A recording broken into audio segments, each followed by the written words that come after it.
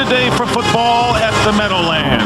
Nothing but blue skies as the undefeated St. Louis Rams at 5-0 take on the New York Jets, 3-2 on the year and tied for first place in the AFC Eastern race. And welcome everyone to the Meadowlands. Dick Stockton along with Moose Johnston and Troy Aikman.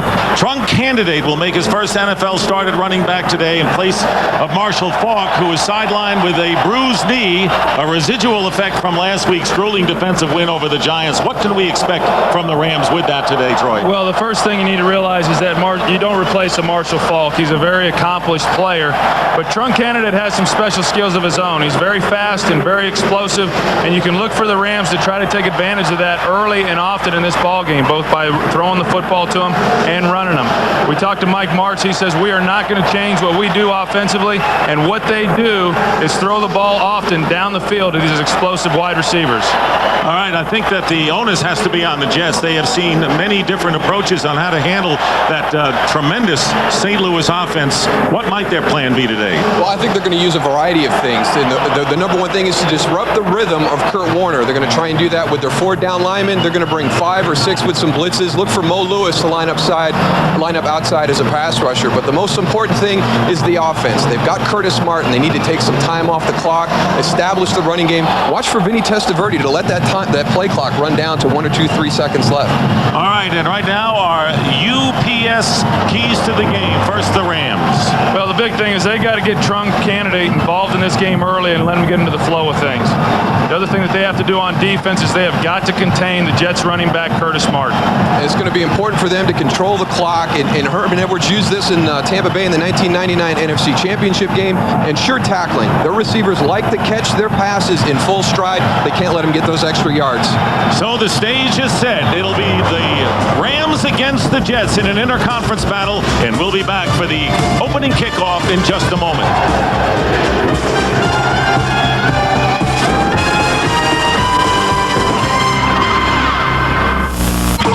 You're watching the NFL on Fox.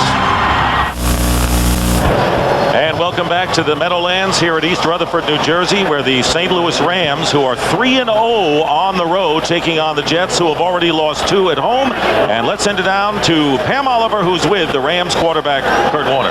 All right, Dick, thanks a lot. Kurt, you have the luxury of a lot of weapons, but you're minus a pretty big one today. What do you need from Trunk Candidate? We just need Trunk to be consistent. We need to have him get going in the running game, sustain us in the running game, make the plays that are there to be made, not try to force anything, not try to do too much, not try to feel the pressure too much.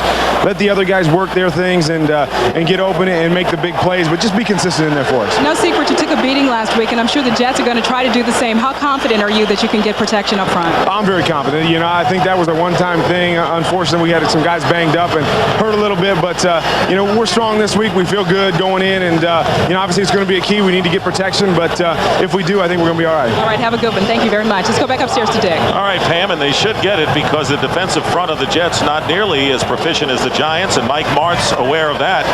And speaking of Trunk Candidate, he said to us that he'll shock you with his speed. That is one asset that he has that may be superior to Marshall Faulk. Yeah, and everybody that we talked to over the last couple of days, they all rave about the explosiveness of this guy and his speed, and they want to get the ball in his hands, and they'd like to get the ball in his hands out in the open field to where he can utilize some of that speed.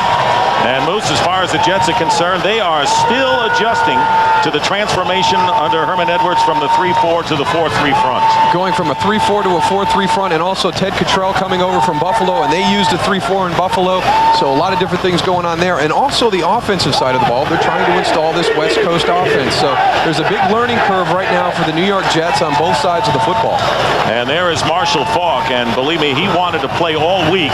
He was in Mike Martz's ear, and Martz telling me before the game that there is no guarantee that he will suit up for next week's critical clash against the New Orleans Saints.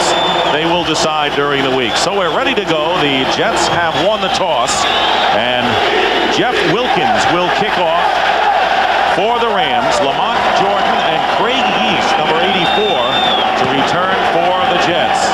And the kickoff going into the end zone, and Craig Yeast will run it out from 3 yards in. And Yeast gets some running room and gives the Jets good field position on the opening kickoff, returning it 35 yards. The New York Jet offensive line, it has been a solid one. Paced by the anchor at center, Kevin Mawai.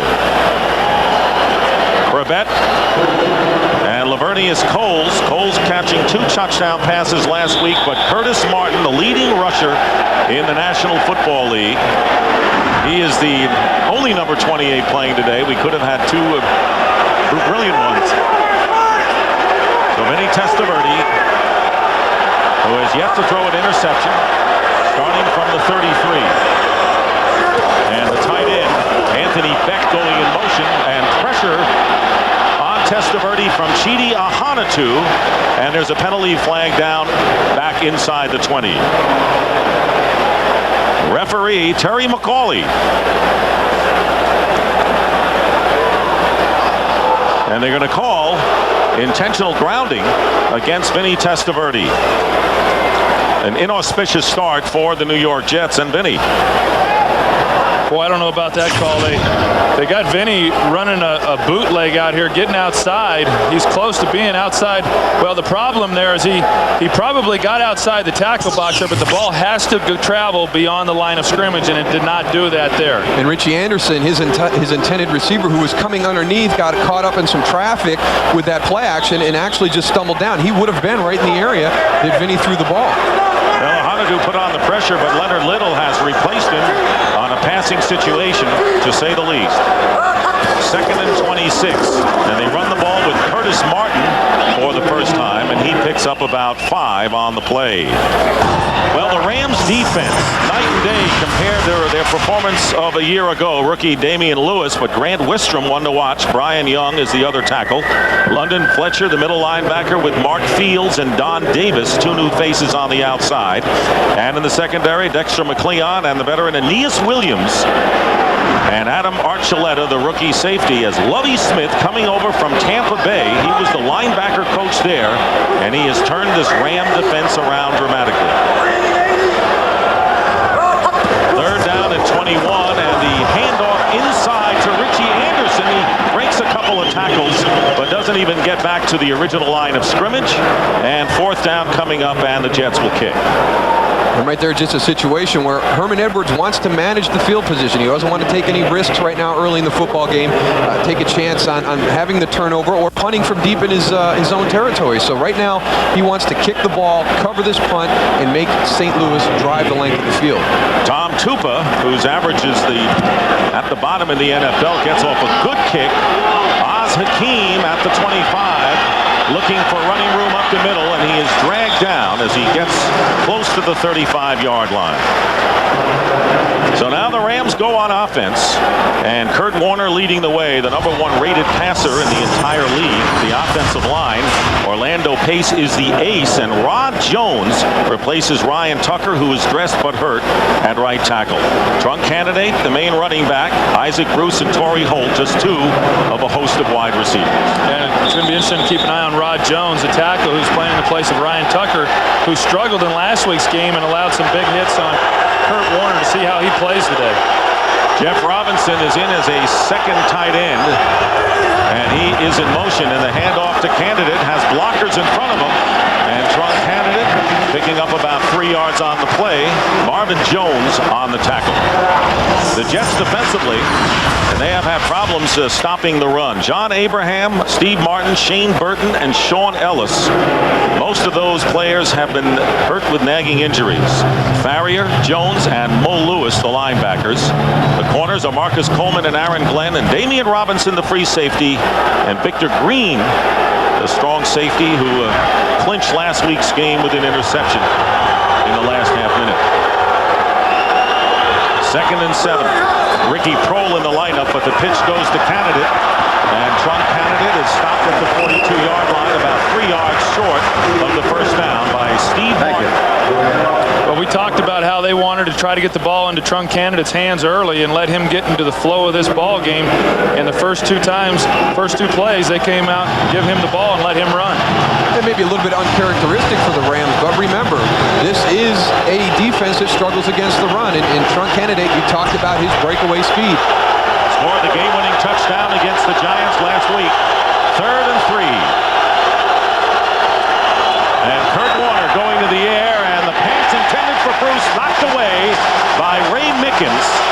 And so the Jets force the Rams to go 3 and out on their first possession.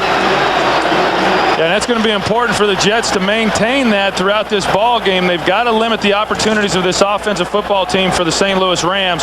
And third downs are going to be a critical key down each and every time they get into that to keep from giving them more opportunities with the football. Atlanta jumping up ahead of New Orleans 7-0. John Baker back to kick. Craig Yeast, who was cut by the Cincinnati Bengals in his second week returning kicks. Chad Morton still out with injury. This kick will bounce and the Yeast will let it roll, and it takes a Ram roll and will be downed at the 10-yard line. 48-yard kick when all is said and done. No score early in the game. Fox NFL Sunday. Brought to you by Southwest Airlines. Proud sponsor of the NFL and official airline of Super Bowl 36. And the yard line. Each team has had the ball once thus far in the game. The New York Jets, who have not been able to put two good halves together, were trailing 17-0 to Miami, came back and won 21-17 to continue their dominance, 7 straight over the Dolphins.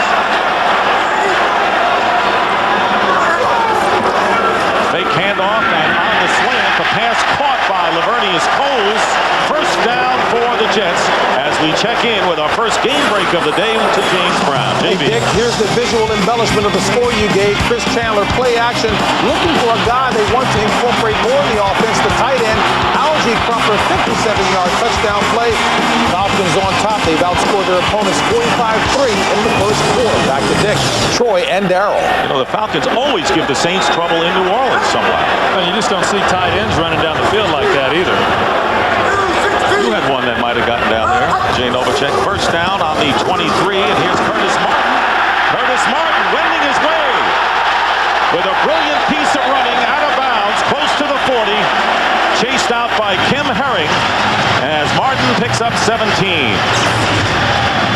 You watch the blocking up front with Randy Thomas and Ryan Young and Anthony Beck there along that right side, and Curtis Martin, he has an uncanny ability to make people miss. You see right there are bodies around him. He's able to use his feet and his quickness to jump back outside. Kim Herring running him out of bounds, but Curtis Martin has shown that he is the real workhorse for this offensive football team. He picked up 120 yards last week. Off to a hot start. First down on the 39 of the Jets. Here is Testaverde looking for a target going outside. He was looking finally for Richie Anderson, who was well covered by the rookie Adam Archuleta. Paul Hackett talked to us about the fact that one of the reasons that Vinny doesn't have the interceptions is because of his management of the game. He's going to get off a guy if he's not open right away, and you saw right there. He's looking downfield, he's going through his progressions, and when nothing's there, he takes a shot out to the flat to Richie Cunningham, but he is not forcing anything this year after that tough season last year. Yeah, he's still getting acclimated within the West Coast offense and what's being asked of him, and he's played very well within the constraints of this offensive system. Second down on the 39, and here again is Martin, but this time the Rams have the answer. Stop for no gain at the 40-yard line. London Fletcher filling in the middle on the tackle. London Fletcher, one of those guys that's a carryover from last year's football team. 8 new starters on this defensive team for the Rams. London Fletcher, their middle linebacker, he's one of the holdovers and really the somewhat of the ringleader of that defensive football team in there amongst those linebackers. They're the 3 who are held over, Grant Wistrom and Dexter McLeon. But 8 new starters, and they're gelling in a hurry. 3rd and 9. Testaverde stepping up. Flag goes down. Vinny gets away from danger, and he finally is tackled at the 43-yard line, well short of the first down. And Grant Wistrom, the aforementioned Wistrom, putting the pressure on, and we'll have a face mask call against the Jets. And Grant Wistrom's going to use his speed to get upfield, and Jason Babini's trying to help inside, and as he reaches out to get on his guy, you can see right there, he gets a handful of face mask and pulls him down. Face mask. Offense. Number 69, penalties decline. 4th down. So 4th down, and the Jets would have come up short anyway, and now Tom Tupa is on to punt. And Oz Hakeem back deep for the Rams. Rams getting a break with great weather conditions on this natural grass surface. Not much wind, and it's been dry. Here's Hakeem on the 11, returning, and he slips. Well, here we are. That doesn't happen on the carpet. 47-yard punt that time by Tupa. We'll be back. No score. No score. 9:43 to go in the first quarter between the Rams and the Jets. Rams, the only undefeated team remaining in the NFL.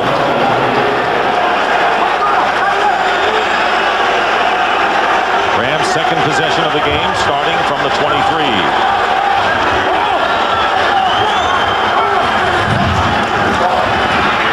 Warner's pass is caught by Hakeem, and he slipped again. Troy, that's the second time Hakeem has slipped, and you wonder about that grass, and Mike Martz may have some concerns about it.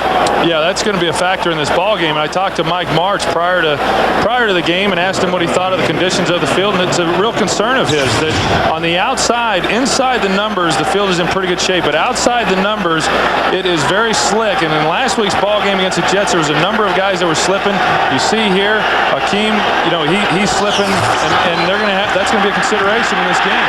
And the pass attempt by Warner is batted down back in his face. Mo Lewis. And you brought it out at the opening, Moose, that the Jets are going to have to rely on other people than their defensive line, and Mo Lewis, a prime candidate for that. And whether they line up Mo Lewis on the outside and let him rush or blitz him from the linebacker spot like they did right here. But one of the important things for this Jets defense, when you get close, get your hands up in the air because this ball comes out a little bit low.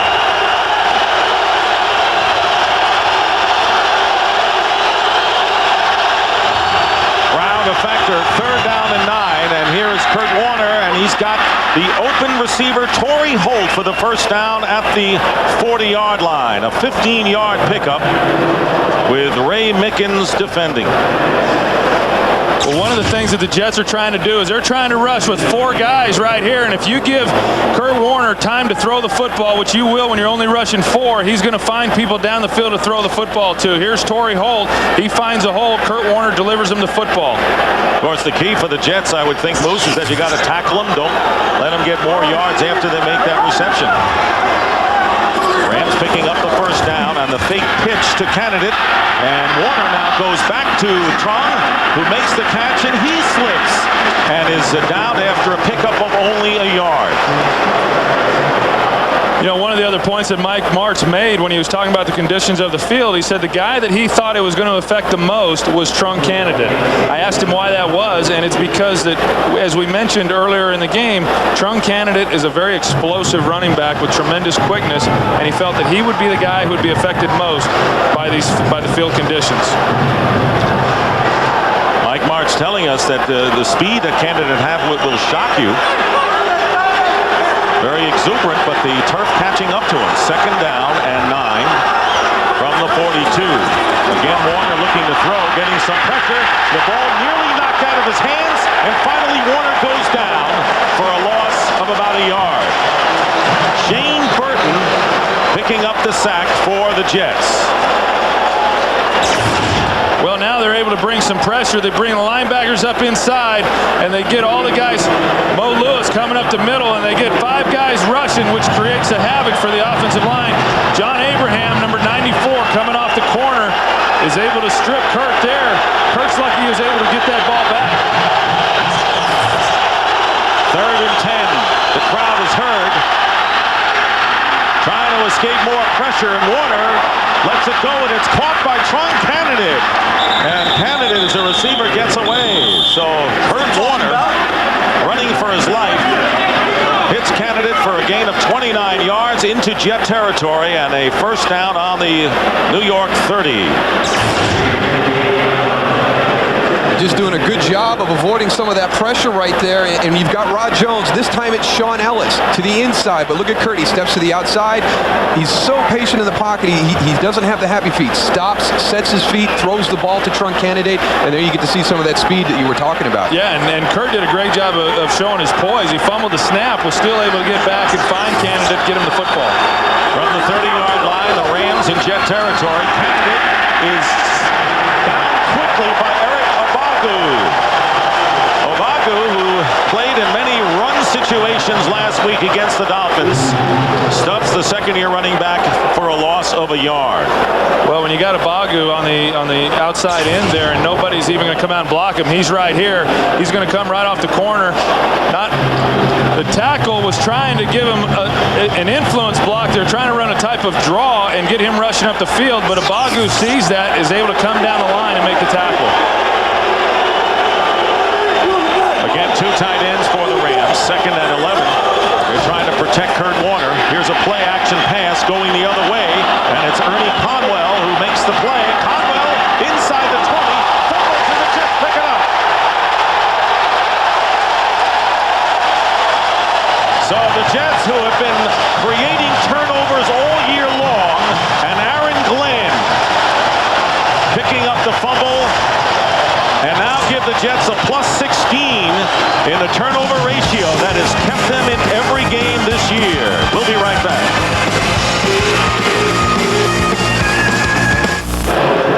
Here is Marvin Jones, who caused the fumble by Ernie Conwell, picked up by Aaron Glenn, giving the Jets a first down on their 13-yard line. Still no score in the first quarter, and a end around by Lavernius Coles. Coles getting by McLeon, and finally cannot stay in bounds, goes out of bounds after picking up 8 yards on the play. Marvin Jones caused a fumble, but watch Eric Abogu right here. The hustle that he has.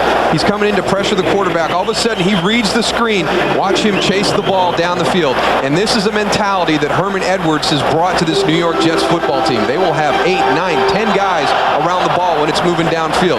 And that is the reason why they are +15 in turnover, now +16. 2nd down and 2 at the 21 for the Jets. They have 3 wide receivers, make it 4 for Vinny Testaverde, opening up the running lane for Curtis Martin, who gets the first down. Well, the Jets do have some weapons.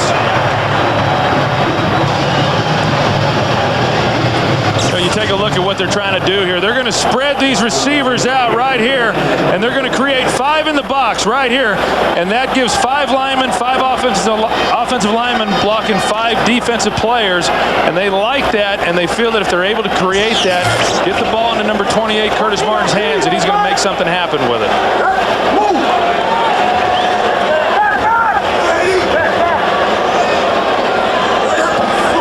From the 26-yard line, and the pitch going up and out of bounds Curtis Martin. So a little trickery on the part of the Jets. Richie Anderson getting the handoff and pitching it out to Curtis Martin, who picks up 4 yards on the first down play. And I like that call there because last week they used a similar formation with some ball handling and came back the other way with Curtis Martin for the big touchdown to get him back in that Dolphins game. So Paul Hackett, the offensive coordinator, knowing that they're watching the tape, gives them that same look, but gives them a different play going to the different side of the field. Herman Edwards' intention to let that play clock run down to limit possessions. Down to 4. 2nd down and 6. Play action. Testaverde's pass. Complete to Richie Anderson. Second effort will give him the first down at the 37-yard line with Aeneas Williams on the coverage. Jason Fabini right here working against Grant Wistrom again. You can see how he's always trying to get help to the outside. This time he's able to get out there. He's getting those hands up to the face again around that face mask area. Yeah, you almost got another face mask there, and Vinny Testaverde doing a very nice job of getting the ball out, and that's stressed very much. And then you look at Richie Anderson. Earlier he's getting the handoff. He's running the option down the line of scrimmage. Now they split him out. He's a very versatile player, and they use him all over the place. 1st and 10 at the 36-yard line, and here's the handoff to Curtis Martin, and he is tripped up behind the line of scrimmage by Grant Wistrom. You know, this offensive football team for the New York Jets, and as we mentioned, they're putting in a whole new offense. It's a West Coast offense, and offensive coordinator Paul Hackett has brought this in, and he said everywhere that he's put it in the past, in Dallas he had Danny White as his quarterback, and in Kansas City he had Joe Montana. This is the first time that he's not only had to teach a new offense to the players, but he's also had to teach the new offense to the quarterback, and Vinny has picked this up very well. A lot of teaching going on. as the Jets looking at 2nd down and 11. Curtis Martin stopped short of the first down by 2 yards by Mark Fields. The strength of this offensive line, guard, center guard. Randy Thomas is going to be coming from your right guard. Watch him pull and kick out Grant Wistrom. The athletic ability that the guard, center guard area has on this football team allows them to do a lot of different things in this running game that keeps that defense on their heels. And the fact that this offensive line has been playing together as long as what they have, it allows them to really know what each guy is going to do. And people oftentimes don't realize how important it is for these guys to play together.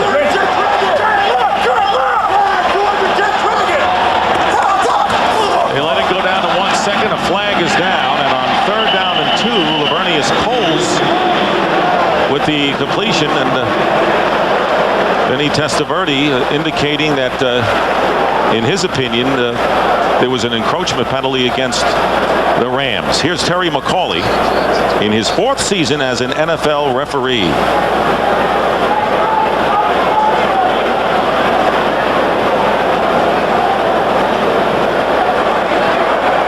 Shift, offense, offside, defense, penalties offset, replay 3rd down. So Vinny was right. The nose guard was offside. But the Jets also had an illegal shift, so they'll replay the down. Well, we talked earlier when the Rams had the ball how important it was going to be for the Jets to stop them on 3rd downs and keep their offense from getting more opportunities. The same holds true here with the Jets offense, that they want to try to maintain ball control, and 3rd downs become critical to take more time off the clock and limit the chances that the St. Louis Rams are going to have offensively. 3rd down and 2. Under a minute and a half remaining in the first quarter. Wayne Quebec going in motion, and Testaverde pumps once, and the pass intended for Quebec, and a flag will come down. Dexter McCleon was trying to cover Quebec on an underneath pattern, and the flag will go against the Rams.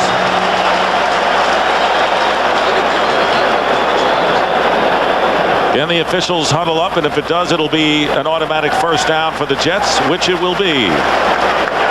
Pass interference, defense, number 21, automatic first down. Well, that flag came from a long way away. Field judge Scott Steenson was the one who made that call from a good 30 yards from where the play took place, and he's got good eyesight. Here he is right here, Dexter McCleon, number 21. Corbett trying to get back out of the route. McCleon hanging on to him and not allowing him to do it. So with 1:12 to go in the first, the Jets have a first down at the 47.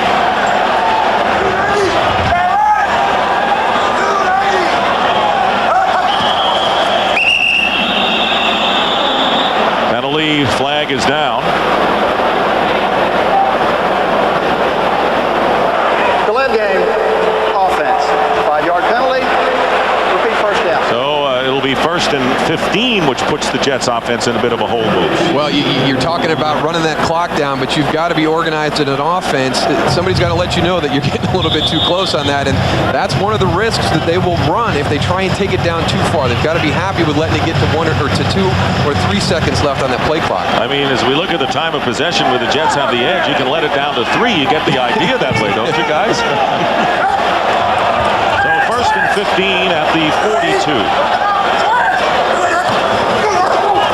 Give this to Martin, breaks 1 tackle, breaks 2, nearly breaks the 3rd. And Curtis Martin running into Ram territory gets 11 of those 15 yards back before Sean Moran finally makes the tackle. Well, the Rams wanted to start bringing some pressure on them there. You see Lennon Fletcher coming. Aeneas Williams came off the corner, and Curtis Martin was able to get up inside of the blitz, and that's the weakness of when you blitz. If you're able to get past that front line, you're going to make pretty good yards. 2nd and 4, and for the first time today, the Jets in Ram territory on their 48. First back through is Richie Anderson, and Anderson close to the first down. Looks to be short by a yard, and that may be the last play of the first quarter.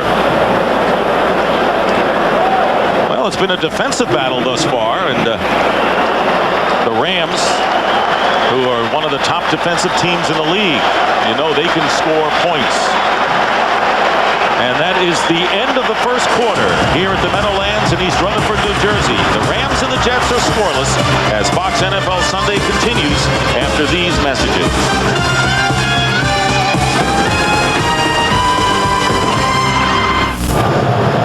And welcome back to the Meadowlands as we start the second quarter. No score between the Rams and the Jets. The Rams were charging toward the Jets goal line, coughed it up on a fumble, and now the Jets in Ram territory have a 3rd down and 2.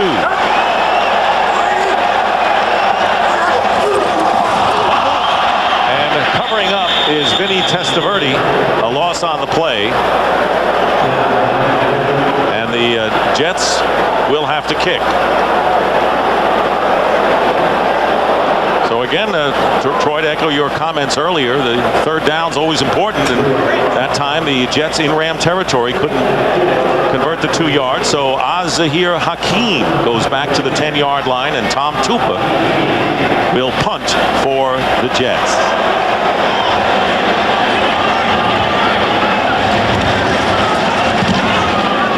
Good kick by Tupa, and this one may sail and does into the end zone for a touchback.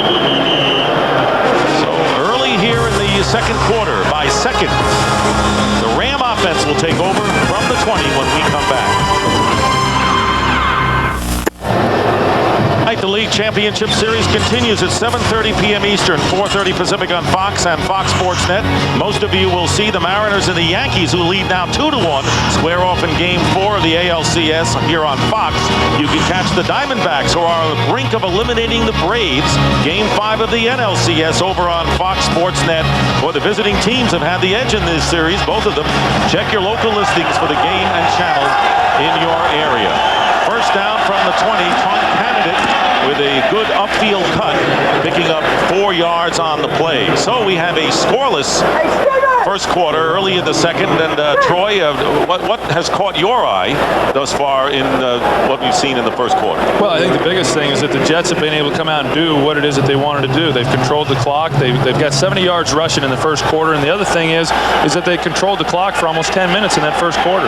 Is nothing a moral victory for the Jets? Well, when you play the Rams, nothing might be a moral victory, but they've got to take advantage of the opportunities. They've let a few slip through their fingers already.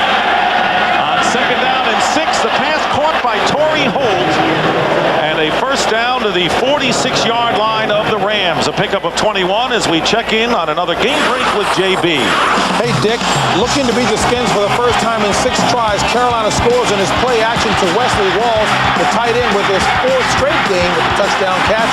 On top of Washington in the first by a touch. Back to Dick, Troy, and Darryl.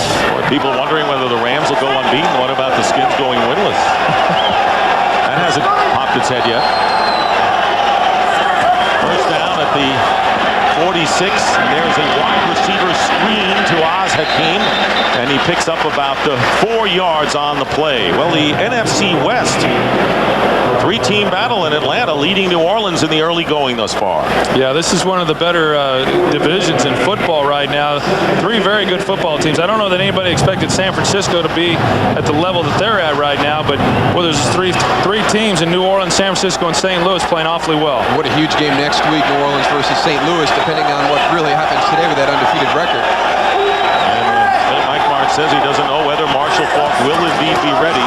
Here is a pitch to Trunk Candidate, who changes direction, gets into Jet territory, and is tackled close to the first down marker at the 44 by Rick Lyle. You know, that's an interesting play. They run the toss to Trunk Candidate, and it looks like he's going to start out to the right. He's going to move this way, and then you watch him. He plants his foot and comes back.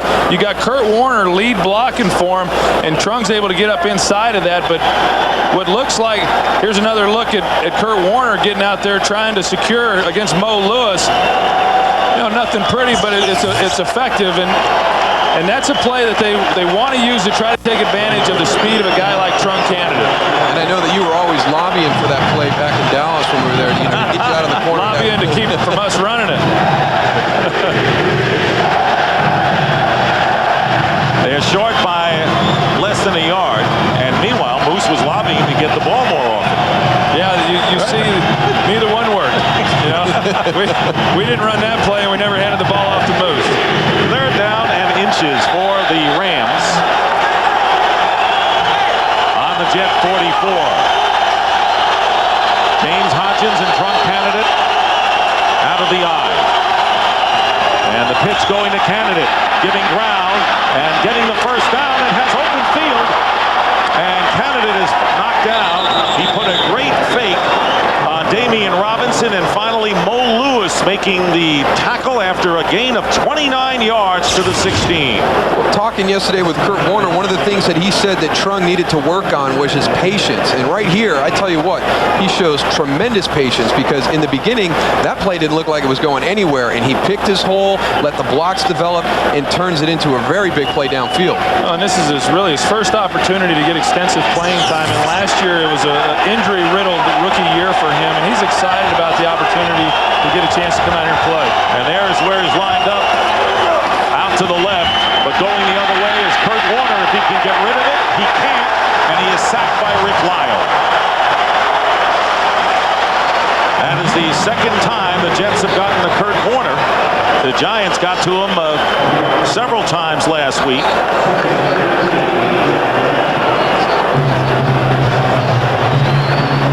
You just wonder how many hits that he's going to be able to take. As you mentioned, Dick, last week's ball game against the New York Giants, he took 6 sacks, and he got hit even more than that. You take a look at today, and here's 2 sacks and the hits. And in last week's game, the bigger hits were the hits that weren't even sacks. You would know about that. It's after you let go of the ball. Second and 13, and there is the handoff to Trunk Candidate. On the draw play, Candidate getting to the 15-yard line. Marvin Jones was in on the play. That was a gain of 4 yards. You know, that's an interesting play that they run right there. They drop back and they fake the pass. You take a look. They drop back with Kurt Warner. They fake the pass here, and then they run the draw to Trunk Candidate. Now, what they have off of this is what we'll probably see at some point in the game is they'll fake the pass, then fake the handoff to Trunk Candidate, and then throw the ball down the field. 3rd and 9 from the 15. Play fake, and there's the pass into the end zone. Touchdown, Oz Hakeem. So business as usual for Kurt Warner and company, and the Rams score first with nearly 5 minutes elapsed in the second quarter.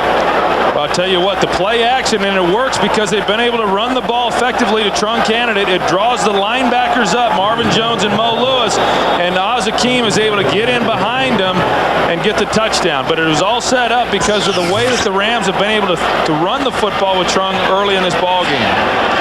Jeff Wilkins' extra point is good, and the Rams lead it 7-0. Last week the receivers didn't catch a touchdown pass. They've gotten one now and a 7-0 lead. Fox NFL Sunday is brought to you by FedEx Shipping at FedEx.com. It's fast, it's easy, and it just got cheaper. By PlayStation 2. By Enterprise Rent-A-Car, we'll pick you up. And by DirecTV, the #1 satellite entertainment provider. Marshall Faulk, who really is a coach who knows everyone's assignment, talking to Trunk Candidate, his backup, who has played well as the kick comes to Craig Yeast inside the 5-yard line. Good speed by Craig Yeast, and Yeast gets into Ram territory. That's the way to bring the Jets back with a 50-yard kickoff return. Kim Herring making the big tackle, perhaps saving more damage.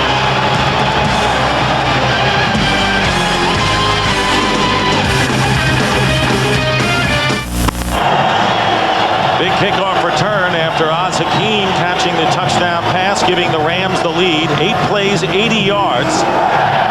Candidate with 4 carries, 42 yards. And Kurt Warner, by the way, has thrown 6 straight completions in 8 of his last 9, so he has been a hot quarterback. But now the Jets, starting from their best opening spot of the day, the Ram 47.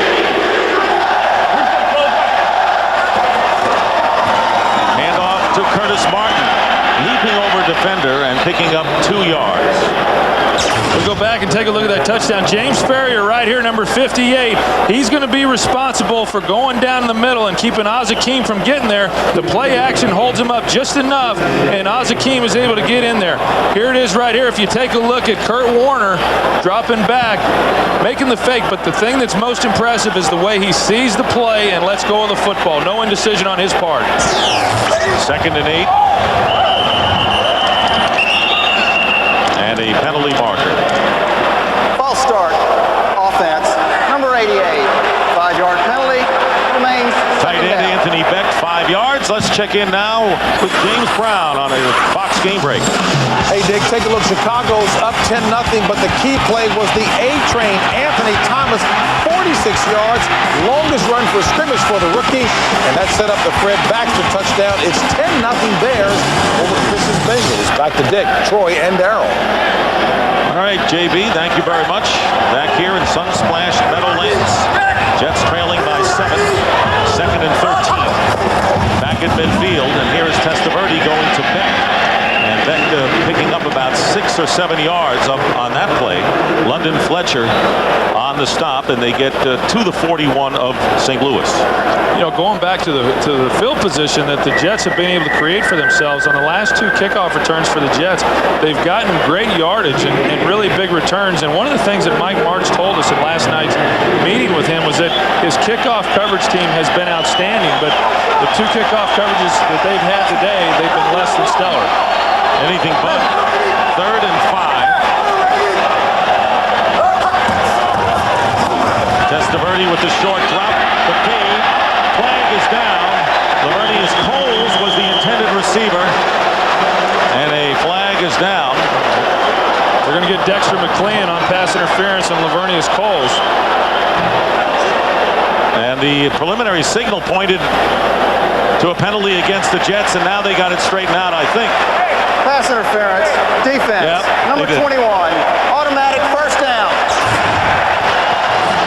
Here's a look. Lavernius Coles starts outside, comes back in, and after the 5 yards, Dexter McClean is hanging on to him just enough that they're going to throw the flag for pass interference. And some people might say that was an uncatchable ball, but by him holding him and disrupting his run, you know, he's not able to get into that position to make the catch. That's the 2nd time that McClean has been called for pass interference.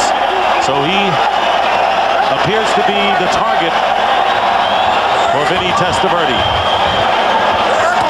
1st and 10 at the 32-yard line. And here is the screen to Richie Anderson. Anderson knocked out of bounds. And a flag is down and around the 10-yard line. Richie Anderson knocked out of bounds, but a penalty marker down at the line of scrimmage. There is no foul for holding. First down. That's the best thing you can do. Pick up the flag if there is no foul. So a 20-yard pickup will go into the books for the Jets. You wonder how some of these plays work the way that they do, and Kevin Mawai does a great job of coming out and leading on that screen pass. He's the center right there, coming out. Keep your eye on him, and he comes out and makes a block, which is able to spring Richie Anderson up inside, and he's the one who made it all happen. So the 20-yard gain by Anderson, giving the Jets a first down at the 12 of the Rams.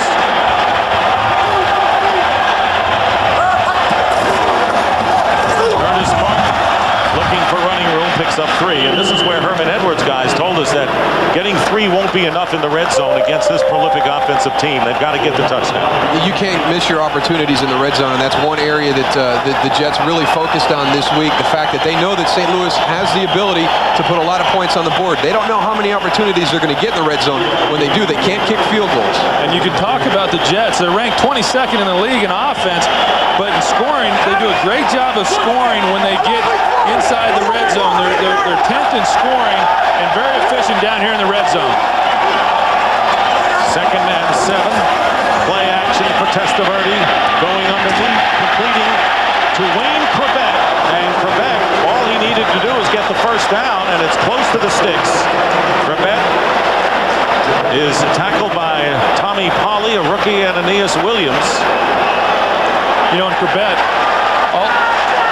all Corbett does is make plays. It seems like whenever you watch this guy, he's out there making plays and making difficult catches. And this West Coast offense has been a little bit of a transition for him in that Number 71 has reported as an eligible receiver. and that a lot of the things that he does and he does effectively have been taken out of this offense, and everyone's having to get adjusted to the fact that things are a little bit differently within this West Coast offense, and Wayne's a little bit frustrated with his role within this offense, but he understands that long term he's going to be very effective.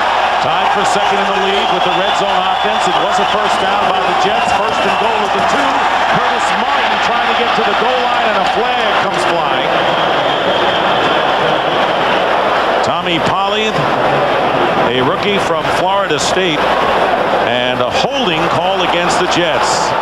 And again, we can't reiterate more. This is where the Jets can't squander opportunities. They did the last time when Testaverde fumbled. Holding offense, number 71, 10-yard penalty, And recovered first down. his own fumble, and now the Jets getting to the 2-yard line. Kerry Jenkins reported, and he's holding. And there's Kerry Jenkins right there. He's the guy that moved out to the tight end area. I tell you what, I don't like that call because the guy goes to the ground, they're going to throw the flag. And, it's down on the goal line. It's an area of the field where things are happening. And, Dick, you pointed out the fact that this is an area you cannot have penalties in the red zone, so just let the guys play in this area of the football field. There's the play clock running down, and Vinny Testaverde will have to call a timeout. And he is incensed, and he's Timeout. arguing with the referee, Terry First McCauley. charge timeout. Terry turns his back. Well, the problem that we had on that last play, you saw Vinny Testaverde very upset. Watch London Fletcher kick the ball right there as the Jets come up. Kevin Mawai is trying to get the offense set, and he moves the ball. They're forced to call the timeout, and that was the problem right there. We thought maybe they wanted to reset on the clock, but the officials got to notice that he moved that ball. So it is a first and goal at the 12-yard line. And the Jets with 2 timeouts remaining in this first half. And the pitch going to Curtis Martin. Martin has some blockers in front, and he is tripped up at the 5-yard line by London Fletcher, picking up 6 yards on the play. Remember, the Jets had a first and goal at the 2, and they're trailing by 7. Well, this Jets offensive line, they've just done a fantastic job of getting off the ball, and they're really reestablishing the line of scrimmage with this Saints defensive front, and they're moving them out, and that's why they're able to pick up the yards with Curtis Martin that they have been able to up to this point. Couldn't ask for anything more if you're Herman Edwards as far as the time of possession is concerned, but they're down by 7, and this is where they've got to get 7 if they're going to hang in this half. Second and goal from the 6. Testaverde's pass, and it is caught for the touchdown, Anthony Becht. The second-year tight end and the number 1 draft pick from West Virginia, but the bad news is that Vinny Testaverde is limping off the field. Well, he had the Achilles problem 2 years ago. You just hope it has nothing to do with that. You watch here, Anthony Becht right there. He's just going to go up the field and turn around. Vinny finds him and gets him the football. Yeah, I think actually the injury, watch Leonard Little land and trap that back ankle. Hopefully that's just an ankle sprain, as you pointed out, Troy. Nothing to do with that Achilles tendon. So Testaverde still is yet to throw an interception, gets the touchdown pass to Becht. And now John Hall on to try to tie this one up, and he does. And the Jets, despite some penalties and going back a few yards, get the touchdown. Testaverde to Becht, and we're all tied at 7.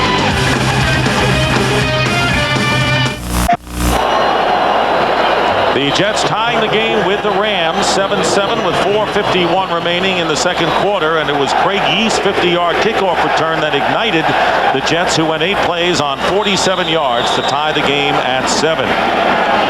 John Hall will kick it off for the Jets.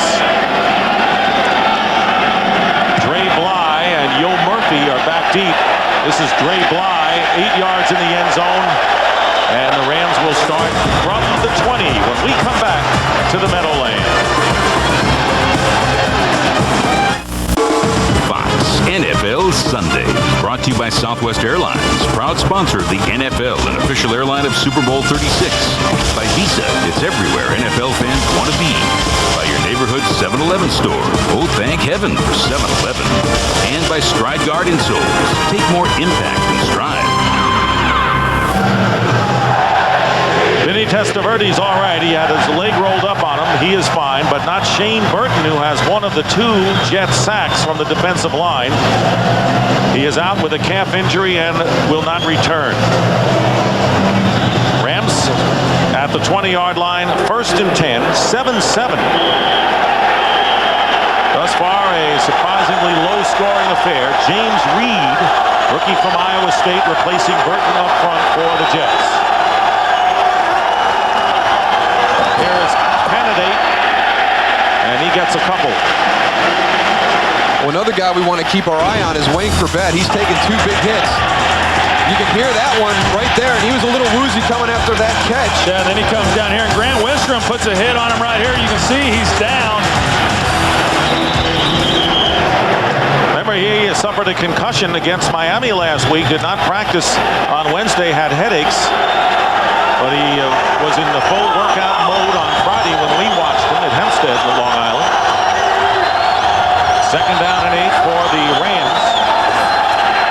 Play action pass, and it's tipped away, intended for Isaac Bruce, and it's Aaron Glenn, who earlier in the game recovered a Ram fumble, and that will bring up 3rd and long for Kurt Warner.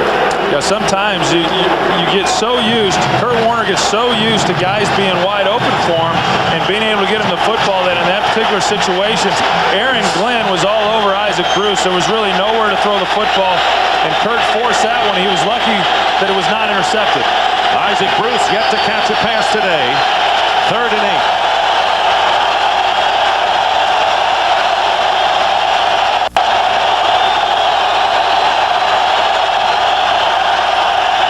Kurt Warner getting some time, and this pass caught by Bruce. So Isaac Bruce finally making a reception, and Warner had all day a pickup of 22. Well, that's where it all starts, is you got to have protection up front, something he did not have much of last week. He's able to sit in the pocket. He's got Isaac Bruce working up the field. He's going to start inside. He's going to come back outside on a corner route, and he catches it right in behind Ray Mickens. So the Rams advance the ball to their 44-yard line, under 3.5 to play in the first half. And here is Oz-Hakeem on the handoff. Oz-Hakeem with a first down, and he pitches it to Trump Candidate, and he will score.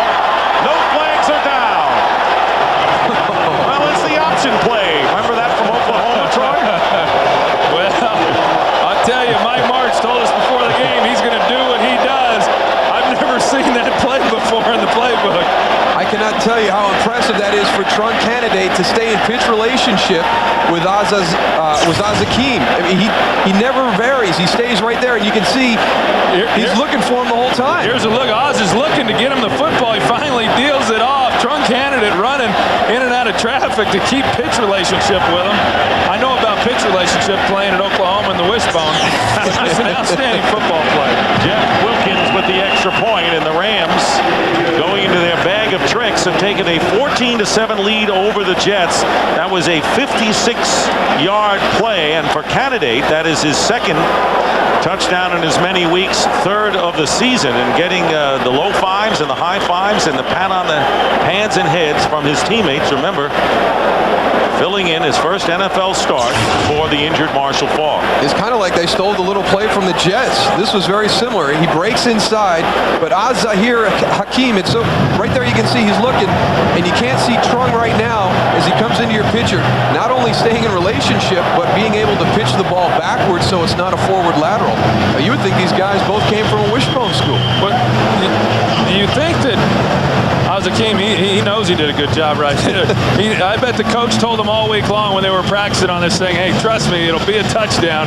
And Oz-Hakeem showing right there that it in fact was. I'm wondering what Marshall Faulk is thinking right now. I'm wondering if he's thinking, how come he hasn't got to run that play and catch the pitch? Well, that's the reason why you transferred to UCLA, isn't it? To run the option? No, not to run the option. That's exactly right. Officially, it'll go into the books as a 44-yard touchdown run by Trung Candidate after the pitch. So the Rams all smiles, is well deserved. And there is Marshall Faulk saying, put that in the book next week if I come where back. has that been? Well, you wonder if the coaches on the sideline are like, Oz, no, don't pitch it, don't pitch it. Oh, great pitch. So 3:11 remaining in the second quarter. The Rams up again, this time 14-7. Line drive kick into the end zone, and Craig Yeast will not run it out. And the Jets will go to the 20-yard line. Well, coming up next in the big second half of our Fox doubleheader, Culpepper and Favre, Vikings, Packers, and how long have they been going at it in the NFC Central? Well, it's such a great matchup between those two football teams, and because of the level of play of these two quarterbacks, it's just become even a bigger rivalry over the years. Becomes a pretty critical game for the Minnesota Vikings to gain some ground in that NFC Central right there. They can't lose that head-to-head battle. And the Green Bay Packers trying to do something they don't do that often, win in the Metrodome. First down on the 20 for the Jets. Trailing by a touchdown. The pitch is to Curtis Martin. And Martin is hit by London Fletcher, maybe a yard on the play. Well, we've been chronicling Wayne Chrebet, who got hit twice. He is woozy.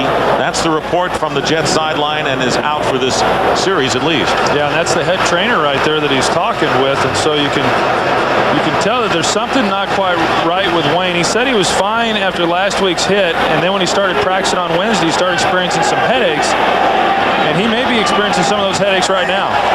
Kevin Swain, an undrafted rookie, number 82, is in at wide receiver for the Jets. And this pass is picked off by Aeneas Williams. Aeneas Williams with a lineman to beat and now Testaverde to beat. And he beats them all. Touchdown for the Rams. 42-yard return. And so Vinny Testaverde's string of not throwing an interception. He had been the only starting quarterback not to throw a pick, ends in 176 attempts, and it really burns as Williams runs it in 42 yards for the touchdown. Well, they're trying to get the ball to Richie Anderson. He's going to run up. They're running three verticals on this one side. Vinny just overthrows him. Not a real good decision. And here's Vinny trying to make a tackle. He tried doing this earlier in the season and was unable to. And one thing Vinny is not is a tackler. We saw that in the opening game against Indianapolis. And so for Aeneas Williams, talk about a new life, going from the downtrodden Arizona Cardinals to a team that is undefeated and a lot of people think will make the Super Bowl. This perennial All-Pro makes his 47th interception, giving the Rams a 21-7 lead. Well, I'll tell you what, this guy right here, Aeneas Williams, he is such a special football player, and I had an opportunity to compete against him for 12 years when he was playing for the Arizona Cardinals, and I always felt that he was the most complete corner in football. Deion Sanders, a tremendous cover guy, but Aeneas Williams, not only a great cover guy, but also a guy who would get up there and play the run. And he's come here to St. Louis, and you can tell the impact that he's made on this football team, not only in his play, but he was voted as a captain of this football team, and you just don't see guys come in their first year and get voted as captains. And he was one of the guys that Lovie Smith, talking about being able to go out and hand-pick a football player to bring in. When he had the opportunity to get a guy, not only as you're pointing out, the good things he does in the locker room, but then the ability on the football field, he was just totally surprised that he was going to have a chance to get Aeneas Williams and bring him into the St. Louis Rams football team. And he was stunned when you told him that he was the best all-around cornerback. Came back out of the room, come back to shake your hand and thank you again. Great Yeast from the 5-yard line. He's already had a 50-yard kickoff return today, and this isn't bad. As he brings it out to the 38, Kim Herring making the tackle. So the Rams pick up 14 points in 55 seconds. That's fast break football. Well, and that's their whole style, is they want to attack. There's no question, and there's no you talk about Mike Martz and what he tries to do offensively and his whole approach. They're not a team that runs the football a lot, and a lot of coaches would say that that's very unconventional, but where he provides his balance is by dispersing the football to a lot of different people, and that is how he creates his balance offensively. Near the 2-minute warning for this half. First down, Jets on the 37. And going up on top for the rookie Swain, and the pass thrown out of bounds. And 1:59 on the clock. 2-minute warning here at the Meadowlands, and the Rams leading by 2 touchdowns.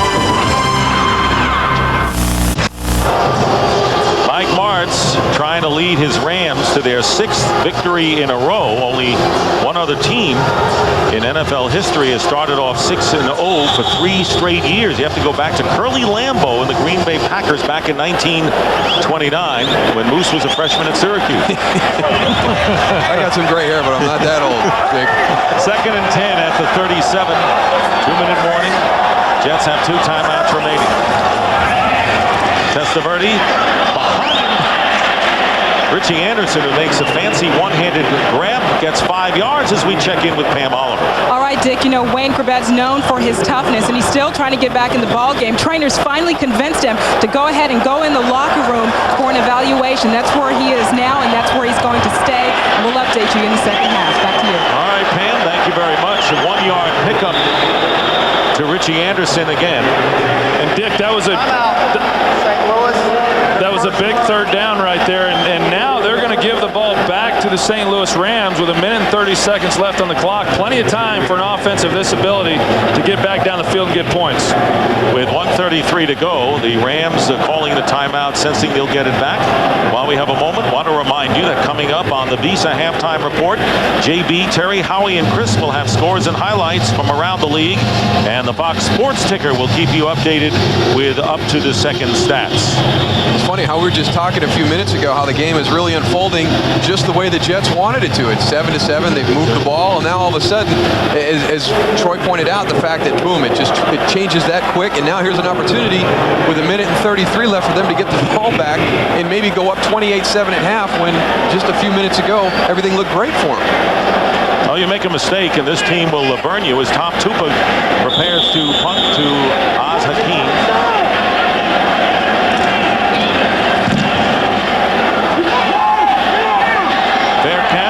Signaled at the 15. Well, when you talk about leaders on offense, you've got to look at the Rams first. Kurt Warner, 9 of 12 for 127 yards in the touchdown pass to Oz Hakeem, who is the leading receiver, and Trung Candidate, who has 94 yards rushing already. 44 of those coming on the pitch from Hakeem on the option play downfield that resulted in the 2nd Rams touchdown. Well, I think any questions there may be of whether or not Trung Candidate can carry the load. He's no Marshall Faulk, there's no question, but certainly an effective back and a guy who's going to keep this offense rolling. How about that for depth, having Faulk and Candidate from the 15-yard line, and the handoff is to Trung Candidate, and bursts out and gives the Rams a 1st down. At the 27-yard line, Ray Mickens making the tackle. The clock continues to run. The Rams have 2 timeouts left. Boy, he is an explosive runner, and a guy whose running style you might think would struggle on this slick turf today, but he's been the one guy that really has his feet underneath him and hasn't really been affected so far. The 3 ace wide receivers are out there. Pump fake by Warner, and this pass incomplete. It was overthrown. The intended receiver, Ernie Conwell, and Victor Green diving for the pick, which wasn't there. Well, the one thing about it is if you give a quarterback this kind of time and put him in a 2-minute offense, in particular a team like this with the St. Louis Rams and the weapons that they have, this secondary for the New York Jets, they are on their heels, and they don't want anybody running by them. They're just trying to get out of this half without giving up anything big. 2nd and 10 at the 27. Warner going underneath to Torrey Holt, and he is stopped at the 31-yard line, a gain of 5 as the clock continues to run.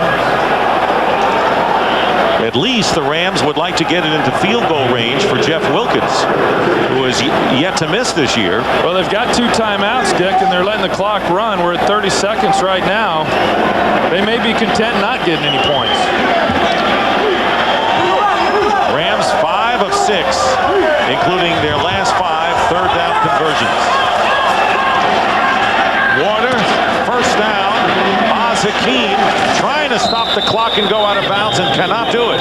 The clock continues to run. And now the timeout comes by the Rams with 12 on the shot clock.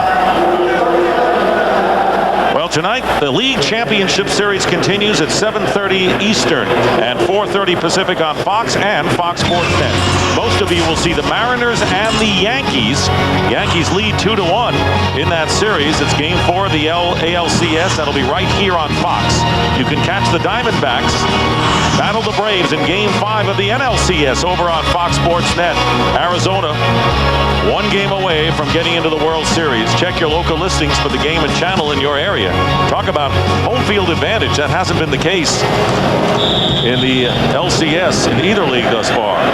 Interesting to see a team that, no sense of urgency up until this point, with 12 seconds left, and all of a sudden they want to take the timeout when the guy gets tackled in bounds. If you're going to save the time, save it before that play.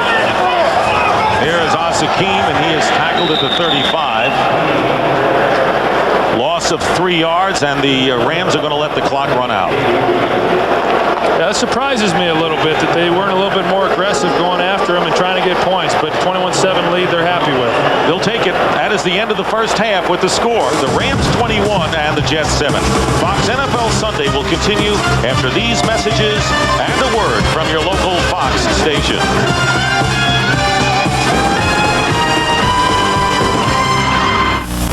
The Visa Halftime Report is brought to you by Visa. It's everywhere NFL fans want to be. Thank you very much, TBS. We welcome you back to the Visa Halftime here with the full house. Those of you watching St. Louis and the Jets. Trunk candidate point, outstanding first half. Uh-oh, Wally Pipp could it be as you watch Marshall Faulk not playing in this game? Play action, hold that linebacker, squeeze it into Asakeem. There it is. And you see the Rams are up. Back come the Jets. Beautiful job from Testaverde to Anthony. That counts as 3. Asakeem takes this reverse, then options to Canada. He takes it in. Give 12 yards to Hakeem. Give 44 to Canada on that touchdown. What does that add up to? That's a bunch. Then back come the Jets again. Aeneas Williams there in the middle of the football field. You heard Troy Aikman say this is the best overall cornerback in the NFL that he played against. Here's why, folks. Not only did he intercept it, took it in for a touchdown. Boy, my Rams are looking awfully good. 21-7 over the Jets. Meanwhile, in Nolans. Yes, sir, Ricky. How you doing, bud? Warm that arm up. But it's the legs that we need. Chandler, play action. Get the safeties out of the middle. Get that rookie tight end down the middle. That's Algie Crumpler. Remember that name, folks. That's a 57-yard touchdown. And here come the Falcons. But back come my Saints and my guy, Aaron Brooks, guns it to Cam Cleveland. Touchdown pass. Got a ball game down in my hometown. 10-10 Falcons and the Saints. How many That's right. teams do you have? I got a bunch of them. No question. And What about this one? This is my coach, Marty Schottenheimer. Love you, babe. Don't worry about what they're saying up there. LeVar Arrington had to leave this football game due to a head injury, and later on he did come back, folks. Chris Winkie, the young rookie quarterback out of Florida State, finds his tight end, Wesley Walls. Play action, get him out in the flat. 7-0 Panthers over the Redskins. Don't lose hope, JB. Let's go to Cincinnati, where there is lots of hope this year. Awfully impressive, these two football teams. John Kitna fumbles the snap, recovers the snap, fires this football. It's intercepted, taken down the right sideline. But watch this Bear rookie running back out of Michigan. A-Train, Anthony Thomas on a draw. 46 yards, that set up a 1-yard touchdown pass from Miller to Baxter. And the Bears, awfully impressive, on the road, 10-0 over the powerhouse Cincinnati Bengals. 7-3 Steelers over the Buccaneers. Not a good game. Detroit now on top, 7-6. The Lions there. Is that tied extra up, point good JD. there? They got the screen block there. I'll let you know that in a second. Browns on top, 10-6 over the Ravens. You might want to send a tape for that. If you're a Ravens fan, you enjoy it if you're a Browns fan. Coach, what's the deal against the Patriots? I don't know. Wow. David Patton has a big game. I happen That's to have- very, very strong I happen insight. to- Big bucks right there. Hey, Chris, get on this case. Don't let him slide. That was awfully good insight there. 28-3. St. Louis and the Jets, Chris. You know, don't forget, last week the Jets were down 17-0 at halftime, came all the way back against the Dolphins. But there's a kid for the St. Louis Rams I think makes an incredible difference. Talk about Aeneas Williams, what a great player he is. I watched Adam Archuleta, their strong safety, a rookie out there. This kid is phenomenal. Rookie of the year so far in my book, Adam Archuleta. Where'd he go to college? University? Villanova. No, he didn't. Hey, if you don't know it, I'm claiming them. Charlie Army and Jay Zigman have done a great job in that front office for the Rams, bringing in 8 new starters on defense. Lovie Smith done an outstanding job putting it all together. You know, you talk about the Rams, you don't just talk about the offense anymore, but you get the feeling with this Rams offense, no matter what the players, what the school, they could go the distance at any time. And that designed option reverse was phenomenal. I What a brilliant mind. I do not think it was a design. You don't think it was designed? I thought it was awfully You heads think up they football. just drew that up in the Wait, dirt? Just a second. You have not watched any of their secondary work Wait a for the minute, Rams. he was picking and you're on jumping you, all and now over you gotta Aeneas come back to Williams. me? You have no clue what you're talking about. Between us. Yeah, you can't. Wow, They Ryan, continue you to just work talk on about that. pronouncing Let me those tell you names. that Detroit did make the point after the Lions do lead it by the score of 7-6 And I watched over all Tennessee. that film. And with that in mind, while they continue to chat, we'll let you know that the Visa halftime will continue right after these messages. I hired you. I can hire you. No, I hired you. Rams lead the Jets at half, 21-7. It's been a beautiful day so far for Trung Candidate. It's a beautiful day.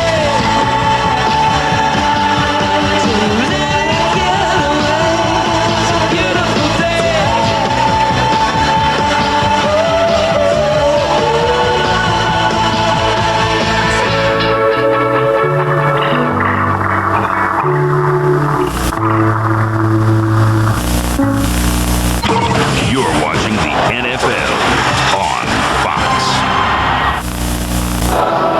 Getting ready for the start of the third quarter with the Rams leading the Jets 21-7. And right now, let's go down to Pam Oliver, who is with Marshall Faulk. Pam. Okay, thanks a lot, Dick. Marshall, here's a switch. The defense helping the offense out. What do you think they need to do in the second half to get it going? That's what they got to go out there and play well. I mean, the Jets are pretty familiar with what our defense does. Herm Edwards and Lovie Smith, they both came from Tampa with Tony Dungy. So they got to go out there, make plays, and get takeaways. I know it's killing you to be out of this, but Trung, 136 total yards in this one. He's doing a good job for them today. He's doing a good job. I'm just trying to keep him focused and, keep his mind on the game and thinking about the things that he needs to do because in this offense, the H-back, we got a lot of responsibilities. And for the record, that option play was a design play. Design play. We work on it every week. I know you're jealous. Thanks a lot. Very Appreciate much. it. All right, one other note about the Jets. Herm Edwards says, the biggest thing for us, we've got to get off the field on third down. And Wayne Corbett, who went into the locker room early, he's out here, but he is not going to play in the second half. Back to you, Dick. All right, Pam, thank you very much. And Marshall Faulk hopes to play next week in the big divisional game that the Rams have against the New Orleans Saints. And, last week the Jets came back from 17-0 deficit, but these aren't the Dolphins out there. These are the Rams. Well, the biggest thing for them is that they have allowed over 80% conversions for the St. Louis Rams offense. And on the other hand, the Jets offense has yet to convert a third down. And it's interesting to hear Marshall Faulk talk about how much support he's got on that sideline for Trung Candidate. Not a better feeling in the world than a young guy having your first chance to go out and have some extended playing time and to have that guy right there letting you know his insights into the position. He was a big factor in the latter stages of last week's game. The Giants had punished the Rams in St. Louis, and Candidate getting an advantage on the pass interference call and then scoring the winning touchdown, and now going over the 100-yard mark, the 44-yard run following the pitch by Asakeem, the big play. Second half kickoff, Dre Bly running it out 5 yards from the end zone. And decked on the 13-yard line by Jamie Henderson, a big tackle. As we take a look at the halftime statistics. Yeah, and like I mentioned, just, the third down conversions is the biggest thing right here. You look what the Rams have done, 6 of 7, and then the Jets, they have yet to convert one. And to me, the game comes down to third downs. The team that's able to convert them, they keep the clock. It gives them more plays, more opportunities to score points. And the team that doesn't, they don't get those opportunities. Rams with a 1st and 10 at the 14-yard line.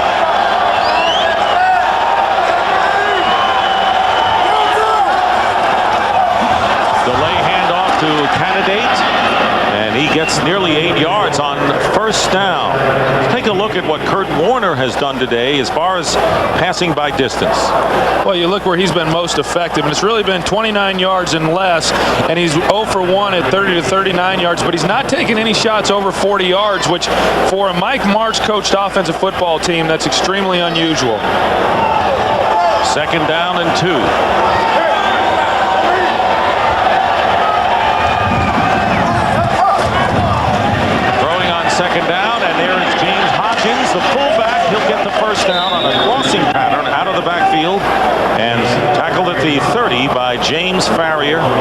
pickup of 7.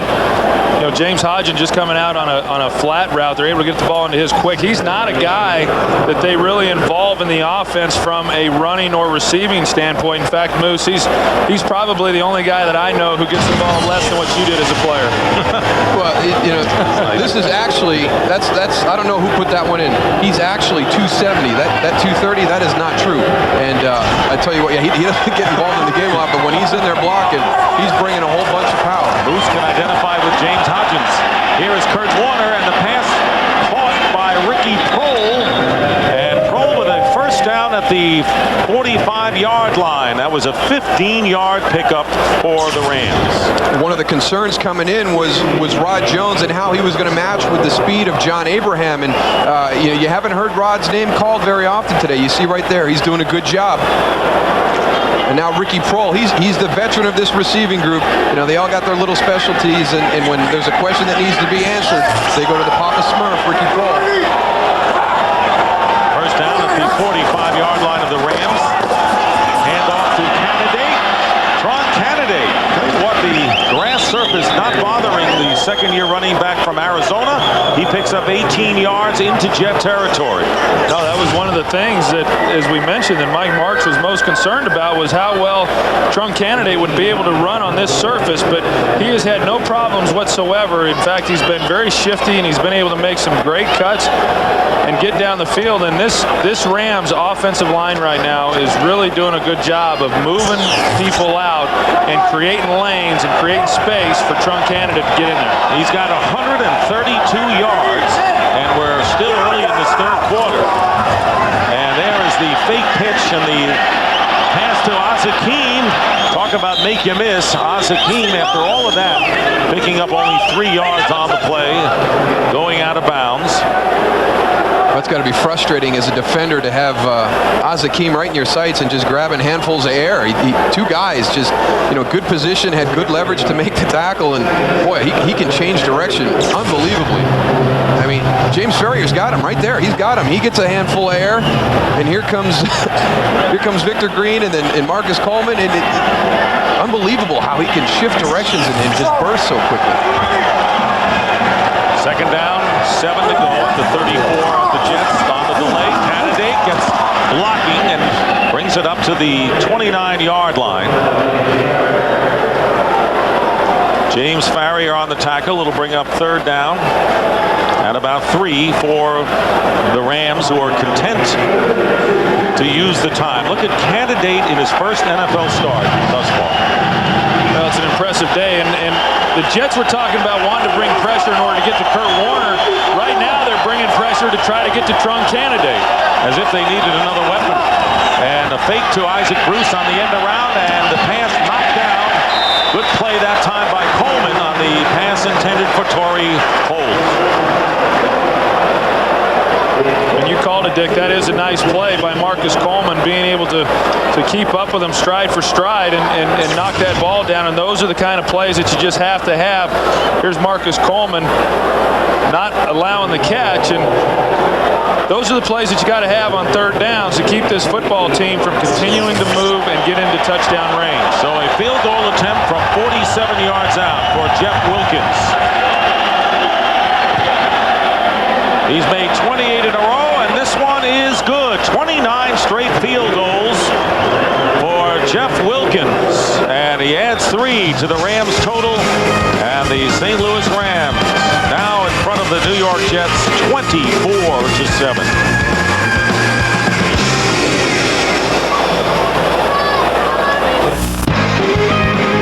Fox NFL Sunday, brought to you by Chevy Trucks, the most dependable, longest-lasting trucks on the road. Back here at the Meadowlands, Dick Stockton, Troy Aikman, Moose Johnston, Pam Oliver with you as the St. Louis Rams have opened up a 24-7 lead over the New York Jets. That is Craig Yeast, who has a 50-yard kickoff return already today. This kick by Wilkins deep into the end zone, and Yeast will down it for a touchback. Rams looking for their 6th straight win to start the season. They are undefeated on the road at 3-0 coming into this game, where the Jets, there's a lot of love there between Kurt Warner and Trung Candidate. No question about it. Where the Jets have struggled at home, they've lost 2 games already here against prolific scoring teams in the Colts and the 49ers, and it could be 3 with the Rams.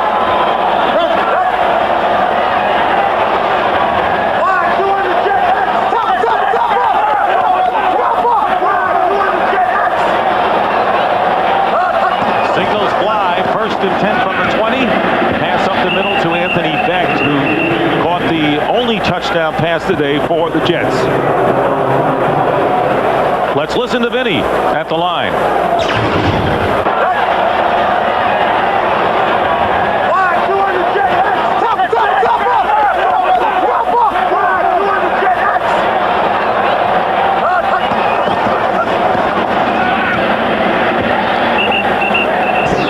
Now you hear him audible, and the defense is smart enough that they completely change what they're going to try to do defensively in those situations also. So it's 2nd down and 2, and here is Curtis Martin. Martin does not get the 1st down, does not get a yard on the play. And it brings up 3rd down for the Jets. Well, you talk about that last play when Vinny Testaverde was audible in, and Adam Archuleta, their rookie safety, was a linebacker in college, and on that particular play, he was lined up over the slot receiver. As soon as Vinny started to audible, he then dropped back, and they went back to a 2-deep coverage, completely changed their coverage look.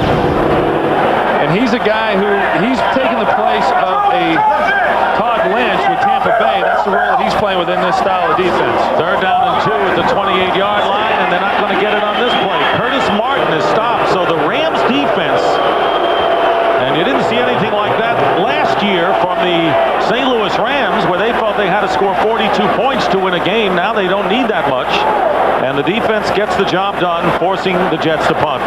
And I really think that game last week against the Giants really helped this team out in many ways, more than just the victory. The fact that the defense was able to win the game when the offense didn't have a great day. And Lovie Smith, the guy that was brought in, establishing that Tampa Bay style defense. And these guys have bought into this system and are executing it extremely well for their first year.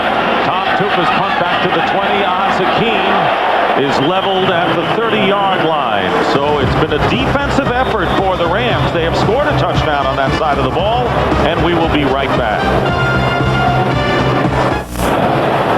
Lovie Smith, who was the linebacker coach at Tampa Bay for 5 years. Herman Edwards was the defensive secondary coach at Tampa Bay for 5 under Tony Dungy. So pretty good family tree going there. 1st and 10 at the 30 for the Rams.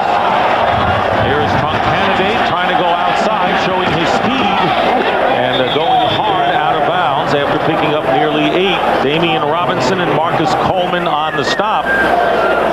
And Lovie Smith, he's been very excited because he was able to handpick his guys to come in and fill these spots. That has helped this defense improve their rankings from the year before. You see that improvement. And the 3 areas he wanted to look for, Damian Lewis, number 92, he's that 3 technique that you need, like Warren Sapp. Also Mark Fields, Adam Archuleta right there. He's the John Lynch safety in that Tampa Bay defense. The other guy, Mark Fields, he's Derek Brooks here in St. Louis.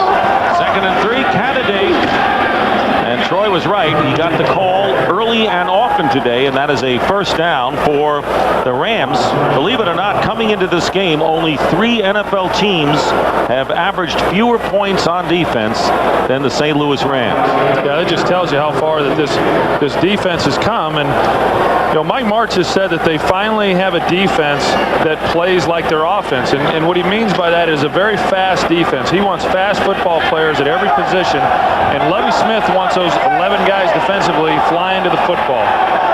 1st and 10 for the Rams at the 42-yard line of St. Louis. Here's Kurt Warner with time, and he drills it complete to Isaac Bruce in a 1st down into Jet territory. Imagine the Rams have the ball, and we're talking about the Rams defense. Yeah, just a great job there. One of Kurt Warner sitting in the pocket and throwing the football, and you watch Isaac Bruce, and he runs a nice route. It's all built on speed, and this guy, it is not surprising why Isaac Bruce has been able to have the success in the National Football League that he's been able to have. There is nobody with a work ethic quite like this guy. He runs every play in practice just like he runs them out here on the game. 1st First and 10 at the 44 of the Jets. And there is Warner on a comeback screen to Trung Canidate. And Canidate is tackled, a shoe top tackle, 2 yards short of the first down by Damian Robinson. Interesting week for Damian Robinson, the former Tampa Bay Buccaneer, who was arrested last week. Very unfortunate, in the trunk of his car, possession of an assault rifle that was found there. He was fined $30,000 by the team. He was not suspended. What was interesting is that he was arrested and then he played the game before being arraigned after the game. And here he is again. Second and 2 at the 36. Play action on the draw. Here's the pass. Caught at the 15 by Ricky Proehl. And the Rams get another first down. Have you seen anybody in the NFL that throws the deep end better than this group of wide receivers with Kurt Warner? I've not seen anything like it. You take a look at Kurt Warner, and you talk about a guy threading the needle right here. He's got Ricky Proehl, and there is literally nowhere to throw the football. James Ferrier just missing a potential interception, and just an outstanding throw and catch by Ricky Proehl. There's not many quarterbacks in this league that would even turn that ball loose, let alone complete it. Let's look at Kurt Warner. 17 of 22, 211 yards and 1 touchdown pass. Another fake handoff. Warner being chased down and throws the ball away. Actually in the direction of Isaac Bruce, but Isaac Bruce wanted to help it along and pressure that time from Eric Obagu. You talk about having the ability not only to turn the ball loose, but to complete it. And one of the things that Mike Martz talked to us was the trust that everybody has in this offense. They all know where they're going to be, and it's an individual component where the confidence level across the board of this offensive unit is unbelievable. Well, and this system is one that I played in under Ernie Zampese and Norv Turner. And Ernie Zampese used to always tell the receivers, be where you're supposed to be when you're supposed to be there. And that's the same philosophy that Mike Martz carries over to these wide receivers. Second and 10, the pitch to Canidate, trying to turn the corner, and he slips after picking up 4 yards on the play. 5 minutes and 22 seconds remaining. Third quarter, the Rams leading 24-7, and Canidate testing his left hand as he comes out of the game, or goes back into the huddle, I should say, but he remains in there. Well, and that's that would be a concern, obviously, with the injury. And here's a guy who missed most of his rookie season due to injury and wound up getting put on IR late, and you're hoping that he's going to be able to play. And Kurt Warner is split to the outside. Direct snap to Trung Canidate, who's driving in and going in for the touchdown. When will the tricks end for Mike Martz as Trung Canidate on a direct snap with Warner flanked out to where you marked it on our telestrator, goes straight up the middle for his second touchdown of the day. Well, here's Kurt Warner right here. He splits out wide, and you got Trung Canidate back here in the backfield. They feed him the ball in the shotgun formation. He just runs like a quarterback draw, running back draw, up the middle for the touchdown. I didn't see anybody covering Kurt out there. Where's the respect? Yep, another weapon for the Rams. That's all opposing defenses wanted to hear, as Wilkins' extra point is good, and the Rams lead 31-7, and they are putting on a show today. Here's Kurt Warner. He got a good view of Canidate's touchdown run up the middle. We'll be back. It has been a workout for the Jets defense to the tune of 31-7. And there is a onside kick that works. An onside kick. You're up 31-7 on the road. Dre Bly makes the recovery. They must be looking for a BCS ranking or something in college football. They want to get to that Rose Bowl, don't they, Troy? I don't know what Mike Martz is thinking, and you know, that's his approach. He wants to go after the jugular each and every time that he can. The fans here certainly didn't appreciate that call at all. He wants a higher ranking. I'm convinced of it. We'll be back. Well, here's a guy who's enjoying things. What about this onside kick with the 31-7 lead? How do you figure it? You know, I don't know that I've ever seen anything quite like it. Jimmy Johnson used to do some things somewhat like that, but not with a 31-7 lead. First down, and Trung Canidate, who has gained 100 166 yards, now has 170. Let's go back to pregame warm-ups where Herm Edwards was talking to his defensive unit. It's time today, isn't it? Huh? You think it's time today? First thing we got to do, you know what we got to do? Make sure they don't start running the ball on us. Just don't lose sight of that. You know what I'm saying? Don't lose sight. Let's stop the run, then we'll go get it. Then we'll go get it. We'll go get it. Well, unfortunately, they lost sight of stopping the run. The only thing they've seen is the back of Trunk Candidate's jersey all day. Incomplete to Hodgins, bringing up 3rd down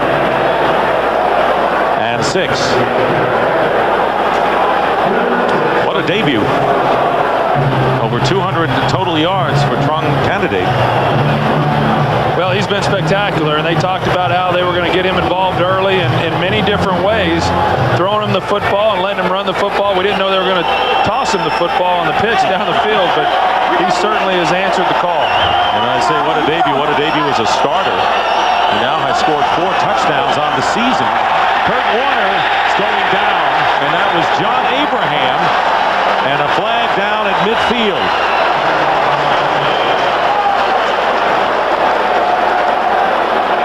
That was a loss of 15 yards pending the flag. Illegal use of the hands called against the Jets.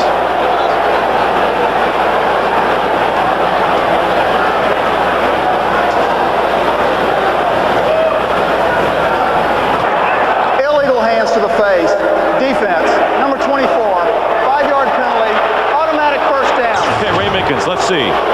Well, there's Ray Mickens, a corner. He's on Oz-Hakeem.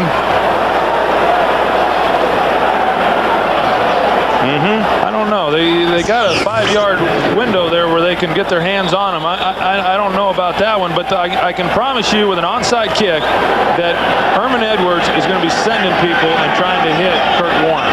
He already sent Abraham on the last play. First down at the midfield stripe. Trunk Candidate picking up about 3. With 3:40 remaining. Tampa Bay getting beaten by the Pittsburgh Steelers 17-3. Here's an interesting thing. Here's Orlando Pace. He's moved over to play tight end, the tackle eligible. And one of the things that John Abraham has to get used to is playing against the run in a situation where you've got a big physical lineman, and not many more bigger or physical than Orlando Pace.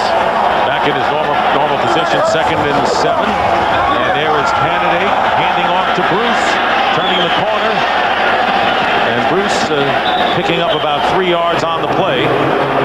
And it'll be 3rd and 3 for the Rams with 3 minutes remaining in the 3rd quarter. Well, we have a new schedule alignment next year when Houston comes into the league, as we want to tell you about the Packers and Vikings coming up next in the second half of the doubleheader.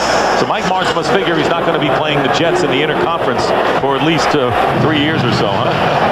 Well, I'll be curious to hear his comments following this ball game. And I know that in the NFL, no game is ever over, and you got to try to score as much as you can. But I'll be curious to hear what he was thinking on that onside kick and what the reasoning was behind that. He could leave it into the hands of his defense. They're doing pretty well. 3rd and 3, Candidate. First down inside the 40. Steve Martin on the tackle. I've really been impressed with the patience that Trunk has when he's running the football, and for a young guy getting his first start and a lot of the attention focused on you in this game, you have a tendency to press things and to be a little bit more aggressive, and he's done a tremendous job today of being very patient, stretching the defense, letting the blocks develop, and then really hitting the holes that the offensive line has created for him. Well, another thing too is coming into this game, they were passing the ball 62% of the time, and today it's pretty much 50-50. 181 yards for Candidate.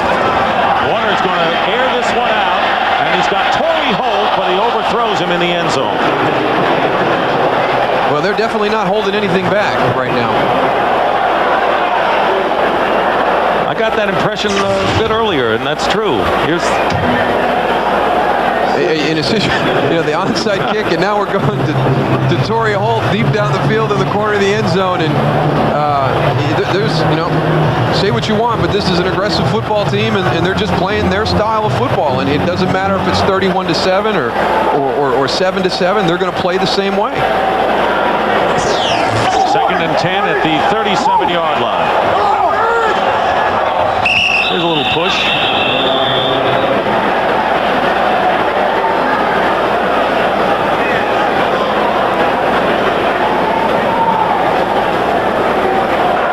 Encroachment defense.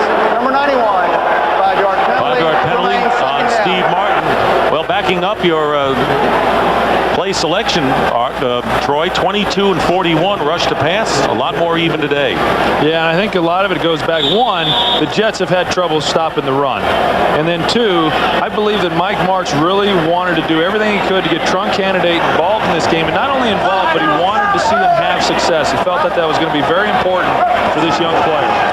Second and 5 on the slant. Oz Hakeem, first down for the Rams at the 22-yard line. And, of course, we're not necessarily looking on with disdain at the tricks that the Rams are trying. Well, we don't know how the Jets feel, but, you know, the old story, you got to stop us. If you're good enough, stop us. And maybe that's how the Jets are looking at it right now. Well, there's no question about that, that if the Jets, if they don't like what's going on, then obviously they have to come up with a way to try to stop these Rams. And that's always been the question, and that's always been the problem. That's not easy to do. First down for the Rams. Candidate for 4 yards. Well, coming into this game in the AFC East, the Jets in a big game for them. Tied with the Miami Dolphins, the team they beat last week.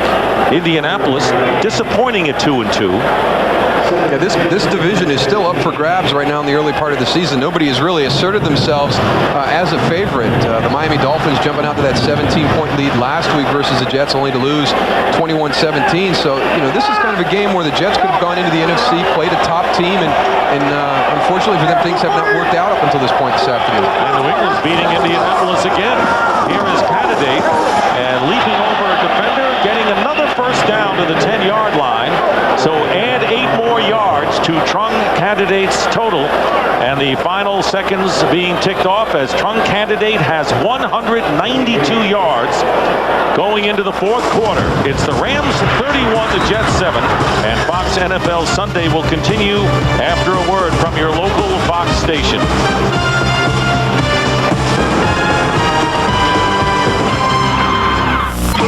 You're watching the NFL on Fox.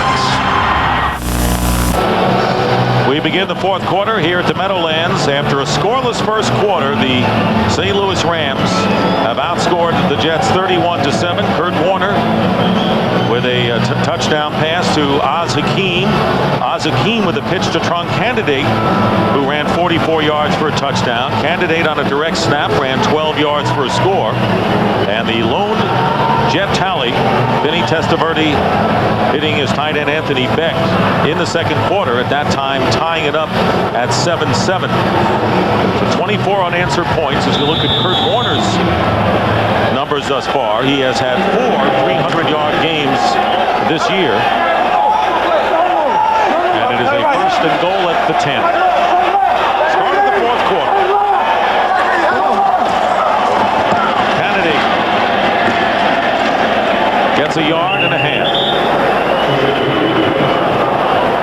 Well, I guess everyone who would asking why would the Rams, who had Marshall Faulk, draft on the first round another running back and Trunk Candidate a couple of years ago, and he has answered that question. Well, there's no question about that. And I think at the time when they drafted Trunk Candidate, they were just a little bit concerned about Marshall's overall health. They wanted to be able to do some things with that position, and they drafted a guy, and it was a great pickup for them. I envision them being able to use both those guys when Marshall's healthy in the backfield together. Second down and goal from the 9. And the pitch to Candidate, cutting inside and trying to reverse. James Reed making the stop after a gain of 2. And the guy that the leader of this offense that's called the greatest show on earth, Kurt Warner. Troy mentioned at the top the fact that he spreads the ball around and he keeps everybody involved in the football game. And just everybody has an opportunity to make plays in this offense, and to me that's very, very important because it keeps everybody focused. We've talked about the trust factor within this group. When everybody's involved, that gives them more incentive to go out there and perform at this high level that is expected from this team. Third and goal from the 7. They spread out, and the pass tipped away, incomplete, and a flag goes down. Oz Hakeem was defended by Victor Green.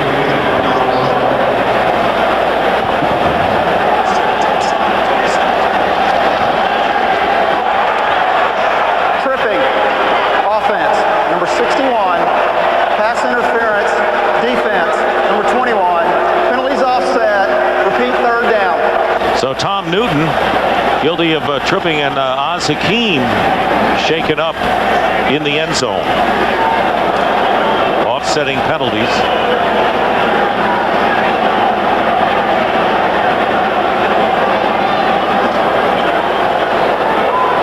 Looks like he's just trying to stretch right there, so hopefully this is just a situation where he's cramping up on an unseasonably warm day here at Giant Stadium. So Oz Hakeem walking off under his own power. Third and goal at the 7. They'll replay the down after the offsetting penalties. Ricky Proehl, his family are familiar with this stadium, as we heard from John Madden last week. In the Rams-Giants game, they have had season tickets for Giant games here, but now it's the Jets that have the home field today. Yeah, and Ricky Proehl, of all the players that they have on this football team, receivers, Ricky Proehl, he's the one who's regarded as the real leader of this wide receiver group. Third and goal at the 7. Wide receivers out to the right for Kurt Warner, whose pass is in the hands and out of Ricky Proehl, and Proehl upset with himself because he had that touchdown grab. Yeah, he slipped, but he still had a chance to catch that for a touchdown. And you take a look, Kurt Warner delivering really a nice ball where only he can catch it, and Proehl falls down, a low ball right into his chest, and Ricky Proehl knows he should have caught that one for a touchdown. So Jeff Wilkins is aboard to attempt a field goal. He connected from 47 yards out, this from 24.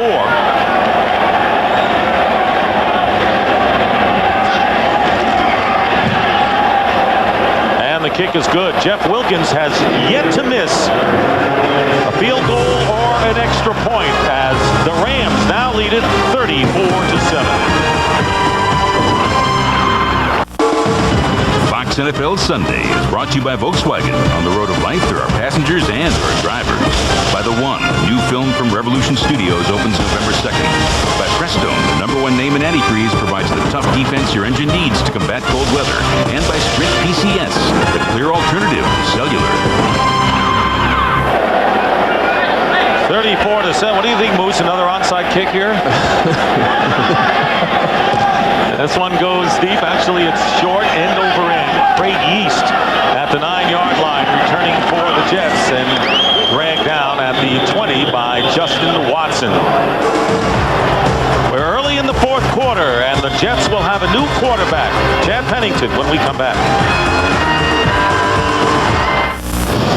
Well, tonight the League Championship Series continues at 7:30 Eastern, 4:30 Pacific on Fox and Fox Sports Net. Most of you will see the Mariners and the Yankees square off in Game 4 of the ALCS right here on Fox. Yanks lead 2-1. You can catch the Diamondbacks up 3-1 on the Braves. Game 5 of the NLCS over on Fox Sports Net.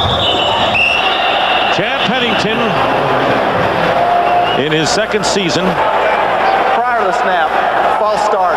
Offense, number 69, 5-yard and penalty, the Jets remains first down. Called for a 5-yard penalty. Pennington, one of 3 first-round draft picks by the Jets last year out of Marshall, and a quarterback who has a lot of promise.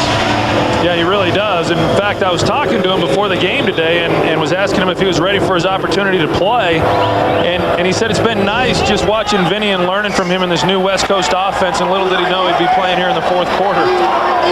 Numbers of his 2-year career. The handoff is to Lamont Jordan, and Lamont Jordan with a great hit on Kim Herring, the rookie from Maryland. who the Jets selected on the second round, gets 16 yards on the 1st and long. In a similar situation to the Rams taking Trunk Candidate in the draft with a guy like Marshall Faulk. Also, Lamont Jordan, a guy with Curtis Martin here is the Jets featured running back, but a pick that a lot of people were really happy about because you look at the number of carries that Curtis Martin has had over the last few years, and you wonder how long he can continue to play at that level and stay that durable. 1st and 10 at the 32, and Pennington swings it out to Lamont Jordan, who is hit by London Fletcher. Loss of 7 on the play. Well, you can see the Jets are putting in some of their replacement players, and you got London Fletcher. He's going to be right here. He's working the middle of the field. He's going to read this swing pass right away. Chad Pennington doesn't see London working over there. No chance for a gain on that play. 2nd down and 17. Chad Pennington. That was the first down.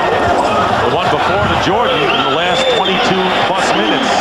Lamont Jordan, no gain. And right now for a game break, let's check in to James Brown in L.A. JB. Hey, Dick, the Falcons have blown 2 fourth-quarter leads this year trying to right the ship. Great play action by Chandler, hooking up with Sean Jefferson, 39 yards. Jefferson tries the super dome leap up a little too high.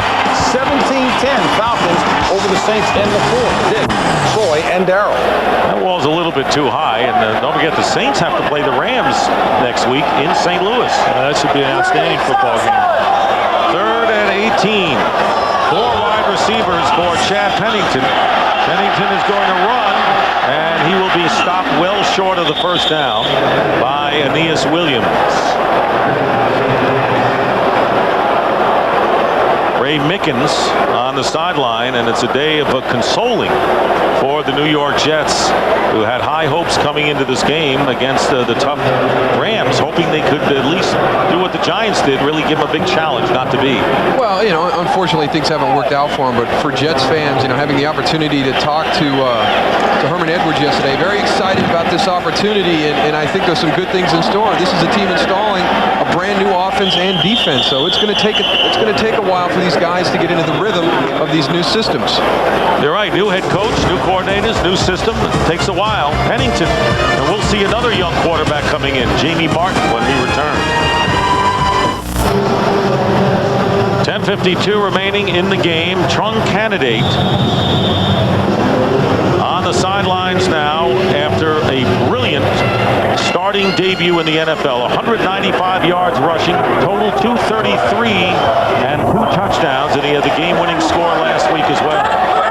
Jamie Martin is the new quarterback for the Rams, replacing Kurt Warner. Well-deserved day, and the handoff to Robert Holcomb. And Holcomb picking up about 8 or 9 yards on the play, and maybe closer to the 1st down yardage, and Damian Robinson on the stop. And Robert Holcomb, he's got an interesting little story as well. He went and started playing some fullback. He put on 30 pounds, got up to about 250 pounds. This year they decided they want to put him back at the tailback position and let him get back to his natural spot. And he dropped the 30 pounds and is now playing at 225 and got his quickness back when he was able to do that, and runs very well. 1st down at the 34 for the Rams, leading 34-7. The handoff to Holcomb, and he gets 5 yards. So look at Jamie Martin in his 7th year in the NFL, 4th with the Rams. Martin playing with Jacksonville last year.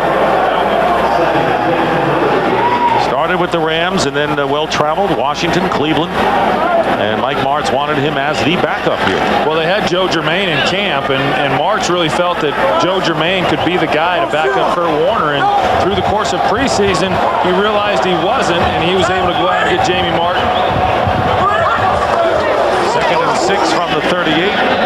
Pass up the middle to Ricky Prohl, and a first down near midfield. Of course, you remember Trent Green was the backup last year for Kurt Warner, and he went to Kansas City. And going into this year, everyone said, well, as long as Kurt Warner remains healthy, the Rams will be all right. But do they have enough of a veteran presence at quarterback to back him up? Mike Martz obviously feels he does. Well, I think he feels better with Jamie Martin. I know that he did not feel real comfortable with Joe Germain, and he realized that if something were to happen to Kurt Warner, it would be extremely unfair to this football team not to have a capable backup that could come in and win football games for them. From the 48-yard line, Martin on play fake, trying to protect the ball and gets back to the line of scrimmage. Well, coming up, the second half of our NFL box doubleheader, the Packers and the Vikings. Vikings need the game, and are the Packers for real at 5-1? We'll find out if they win this one. Well, I tend to think that they are. I'm very impressed with the way their defense is playing, and Brett Favre is playing outstanding. A lot of question marks for the Minnesota Vikings, and yet Green Bay has struggled whenever they've gone there to the Dome and played against the Vikings.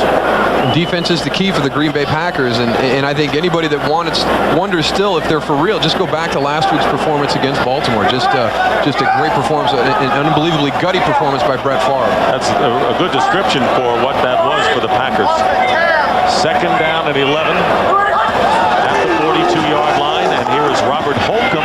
Holcomb getting about 5 yards. Keep in mind that the Vikings today have Randy Moss, who's not 100%, and rookie running back Michael Bennett is out. Right now for a game break, here's James Brown in Los Angeles. JB. Hey, Dick, Chicago looking to move to 4-1, their best start since '91. Miller hooking up with Marty Booker. Booker takes it in 13 yards for the play. Chicago on top of Cincinnati, 17-0 back in the fourth. 13-40 in the fourth. Dick, Troy, and Darryl. How about them Bears? They've really been exciting. No one expected them to get off to the start that they have, and we covered their first game against Baltimore. They lost, and they've been on fire ever since. And they look good enough to win in that game as well. And Jamie Martin will get sacked for a loss of about 3 by Rick Lyle. And that will bring the punting team on for the Rams. And Rick Lyle there, he was able to get around Orlando Pace, and you just don't see many people get a beeline on the quarterback when they're having to go up against him. When you talk about the best tackles in football, one of the guys that people will mention are Orlando Pace, and we've seen some versatility today with him lining up on the opposite side and doing some different things. As St. Louis has really showed us a lot of different things in their playbook today. So John Baker punting for only the second time.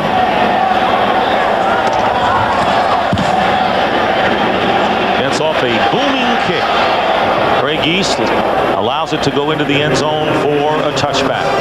So the Rams, who are headed for their 6th straight victory, that's 3 years in a row at 6-0, will take a timeout.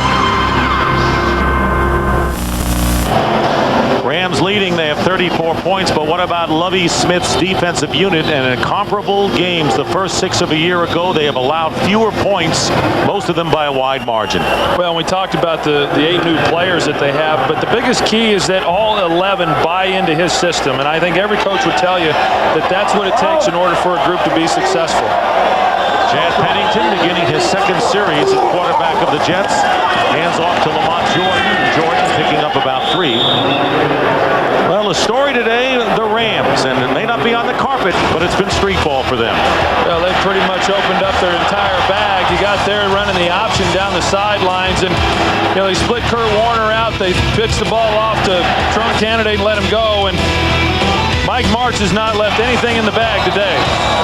And Trunk Candidate with 195 yards rushing. That pass to Lamont Jordan is incomplete. Vinny Testaverde finished the day 9 for 13 for 73 yards. He threw 1 touchdown pass and 1 interception. That is significant because he was the only starting quarterback in the NFL who had not thrown an interception until today. 3rd and 8 for the Jets.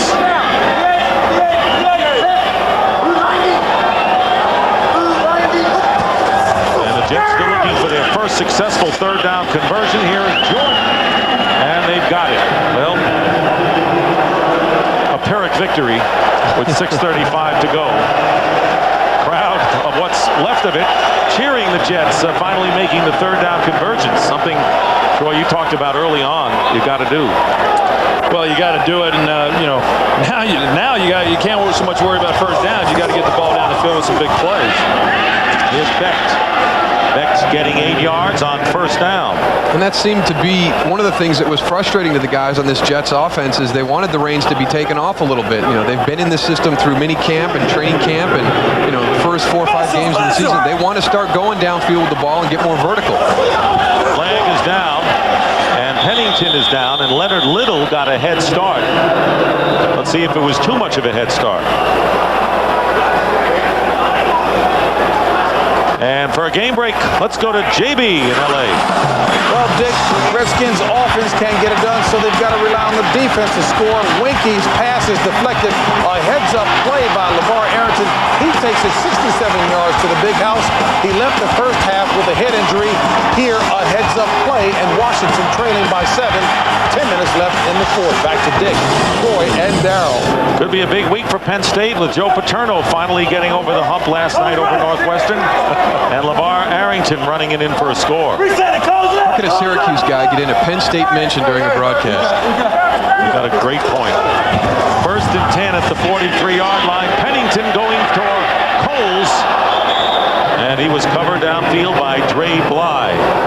That's one of the names that we haven't heard a lot today, Lavernius Coles, and a guy that has played very well for the Jets up until this point. And as the work started in the springtime, they brought in Matthew Hatchett, and there were some people that felt that he wasn't going to be able to keep his spot, and he's just come in and worked and done everything that coaches have asked him to do, and he's actually become one of Vinny's favorite receivers right now. Yeah, I think one of the biggest things that's helped him is that he's always been a fast guy, but he didn't have a very long stride, and by lengthening his stride, he was able to push up on defenders much easier.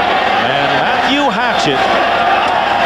Now you were just talking about Moose, the former Minnesota Viking.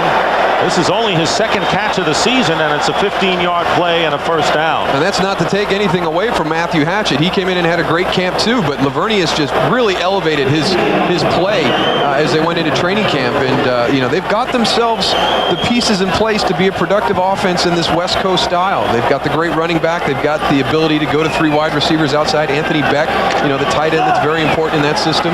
Let's not forget Santana Moss, who has started running again, the #1 pick. Of course, Wayne Corbett not playing the second half, so the Jets have been limited in that area. And here's the dump pass to Joe Soule. Soule changes hands wisely and is knocked out of bounds as the Jets get another first down, a 19-yard pickup to the 23 of the Rams. Wayne Corbett, who felt good enough in the latter stages of the week after suffering the concussion. We saw a couple of hits he had to take earlier, sitting it out in the second half. Yeah, and the right thing for all these guys that aren't playing. And in talking with Wayne Corbett yesterday, you could just sense some of the. He's been so used to being the featured guy in their passing game, and this year he's kind of had to take a little bit of a different role, and it's been an adjustment for him up to this point. Here's Pennington, who is 6 of 8 since he's been in there. And down he goes. Leonard Little, who has surpassed his career high. That is his 6th sack of the season. Loss of 8 on the play. Chad Pennington was trying to get the ball to Matthew Hatchett right here. He's covered and he's got to hold the ball. He pulls it down. You'll see here at the end, he's looking out to the right to Matthew. Can't get that ball. Good play by not trying to force it, but even a better play right there by holding on to that football on the sack. Here's Lamont Jordan open on the pass out of the backfield. Good for 10 yards. Be about 8 yards short of the first down. Davison Polly making the tackle. Earlier we saw Curtis Martin on the sideline. He had a great start to this game. Finished with only 62 yards rushing and 14 carries. That'll happen when your team falls down by a big margin. And nearly intercepted by Dre Bly. So 4th down coming up for the Jets. There's a shot there of Chad Pennington, and this was a guy who was drafted last year from Marshall University, and this is his 2nd season, and in talking with the various coaches, they feel very good about his abilities, and they don't have any doubts that, right now this is Vinny Testaverde's football team, but when Vinny moves on, this is going to be the guy that takes over for this club. He's a big, strong-armed guy, and has been very impressive in the little amount of time that he's gotten to play. 4th down and 8 for the Jets. And this pass incomplete. It was Tommy Polly who had the deflection. We have a flag down at the 25. Number 71. Matthew Hatchett Penalties decline. First down. was the intended receiver, so the Jets will turn the ball over on downs. Aeneas Williams, reason to smile. The great cornerback is with a winning team. Fox NFL Sunday, brought to you by Pontiac. What would you do with some Pontiac excitement? By Budweiser, with the crisp, clean, refreshing taste you'll find in no other beer. By KFC, there's fast food, then there's KFC. And by WorldCom, Generation D. And welcome back to the Meadowlands. Dick Stockton, Troy Aikman, Moose Johnston, and Pam Oliver as the visiting St. Louis Rams, who are headed for their 6th straight win this year. 4-0 on the road, lead 34-7. Jamie Martin in his second series at quarterback, handing off to Robert Holcomb, who bursts outside and gets 3 yards on the play. Let's look ahead. We've been talking about the Rams and the big game next week against the New Orleans Saints at home. The 2 NFC West games and a bye week, another division week, and so it goes. Well, the big game next week is going to be big against New Orleans. But the other thing is they get the bye on November 4th, and that's going to serve them well when you talk about Marshall Faulk and his injury and Ryan Tucker and his hand and shoulder. And so I don't know that the bye could be coming at a better time for this football team. Do they need any other advantages? 2nd down and 7 at the 24. 3:15 to go. The pitch to Holcomb.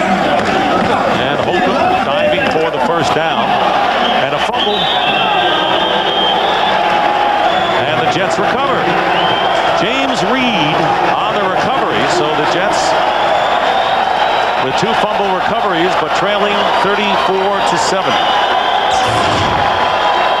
You see right here at the end of the run, Robert Holcomb getting held up, and Chris Hayes just pulls that ball right out of his hands, and that's the thing that Lovie Smith and Herman Edwards and the Tampa Bay style defense, you've got defensive linemen all around the ball.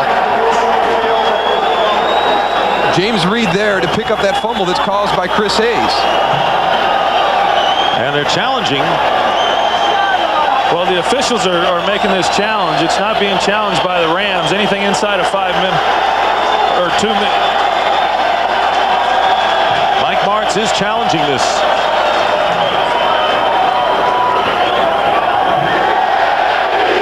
But getting back to that game next week, another thing, the fact that the Rams, with an opportunity today to rest some of their guys, and right there it looks as though Robert Holcomb, his knee has not touched the ground, that ball will be ruled a fumble.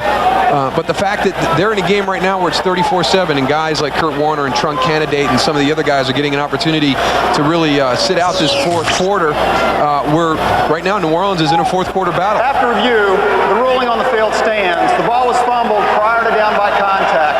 St. Louis is charged with their first timeout. 8-yard gain, and the Rams charged with the timeout. Well, today's game being produced by Richie Zients and directed by Artie Kempner.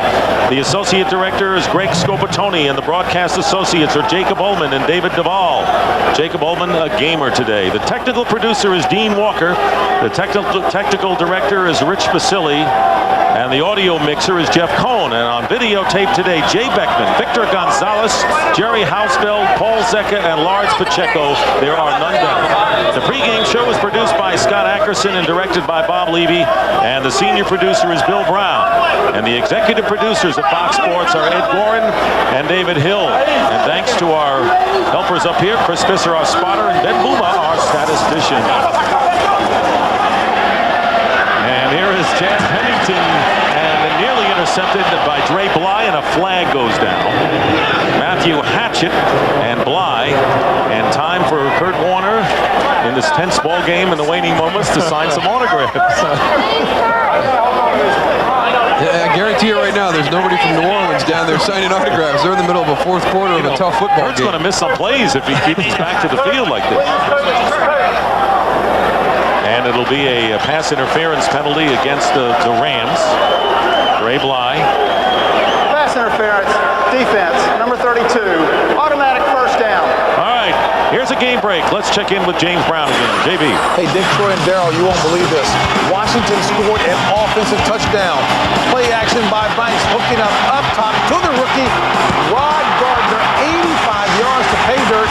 All tied in Washington at 14. 7 minutes and 25 seconds left in regulation. I think it just shows you that besides the Rams, there's another offensive juggernaut in the league. That's right. Burgundy and gold. First and 10 at the 17. Here's the fade to Matt Hatchett. And this time Dre Bly breaks it up. And another flag goes down.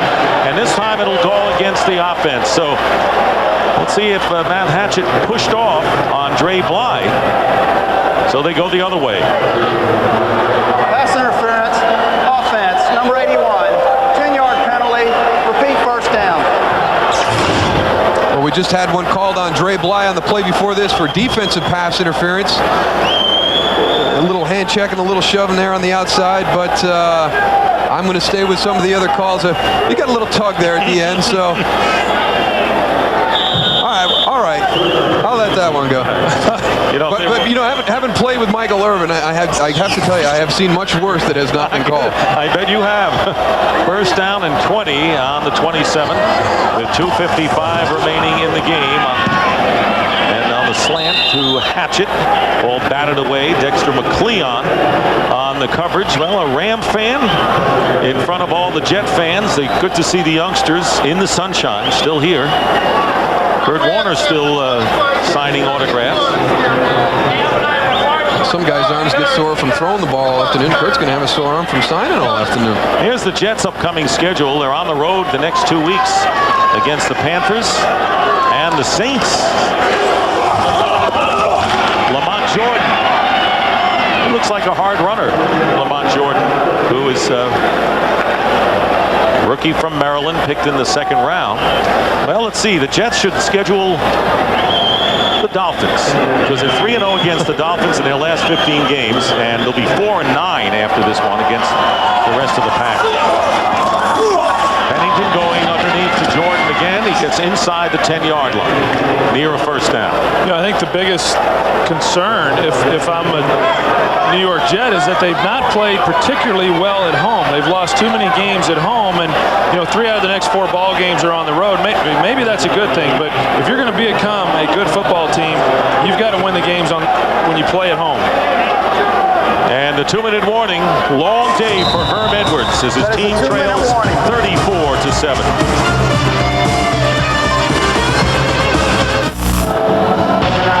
Back at the Meadowlands, the second half of our doubleheader coming up soon. The Packers against the Vikings. The Vikings don't win at home. They'll be 3 games behind Green Bay and Chicago in the loss column.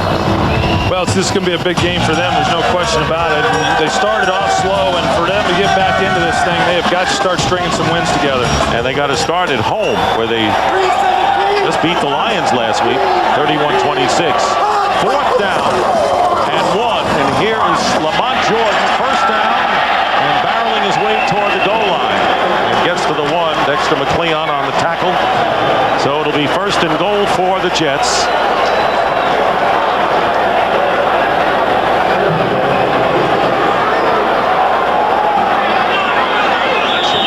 And the Rams trying to get players on the field. And finally, the Rams call a timeout when they figured there were 14 players on the field, which is a little more than you're allowed.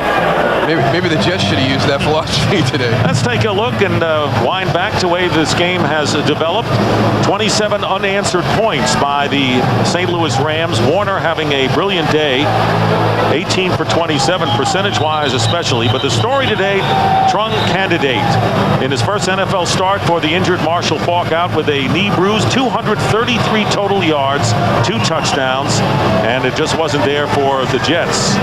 Well, now you look back on all the concern there was as to how this team was going to be able to play without Marshall Faulk, and what kind of job was Trunk Candidate going to be, and where was he going to be most effective or not effective.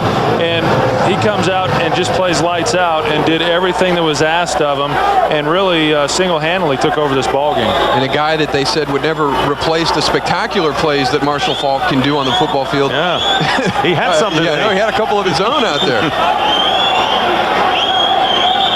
First and goal at the 2. Little substitution, 12 men in the huddle on the offense.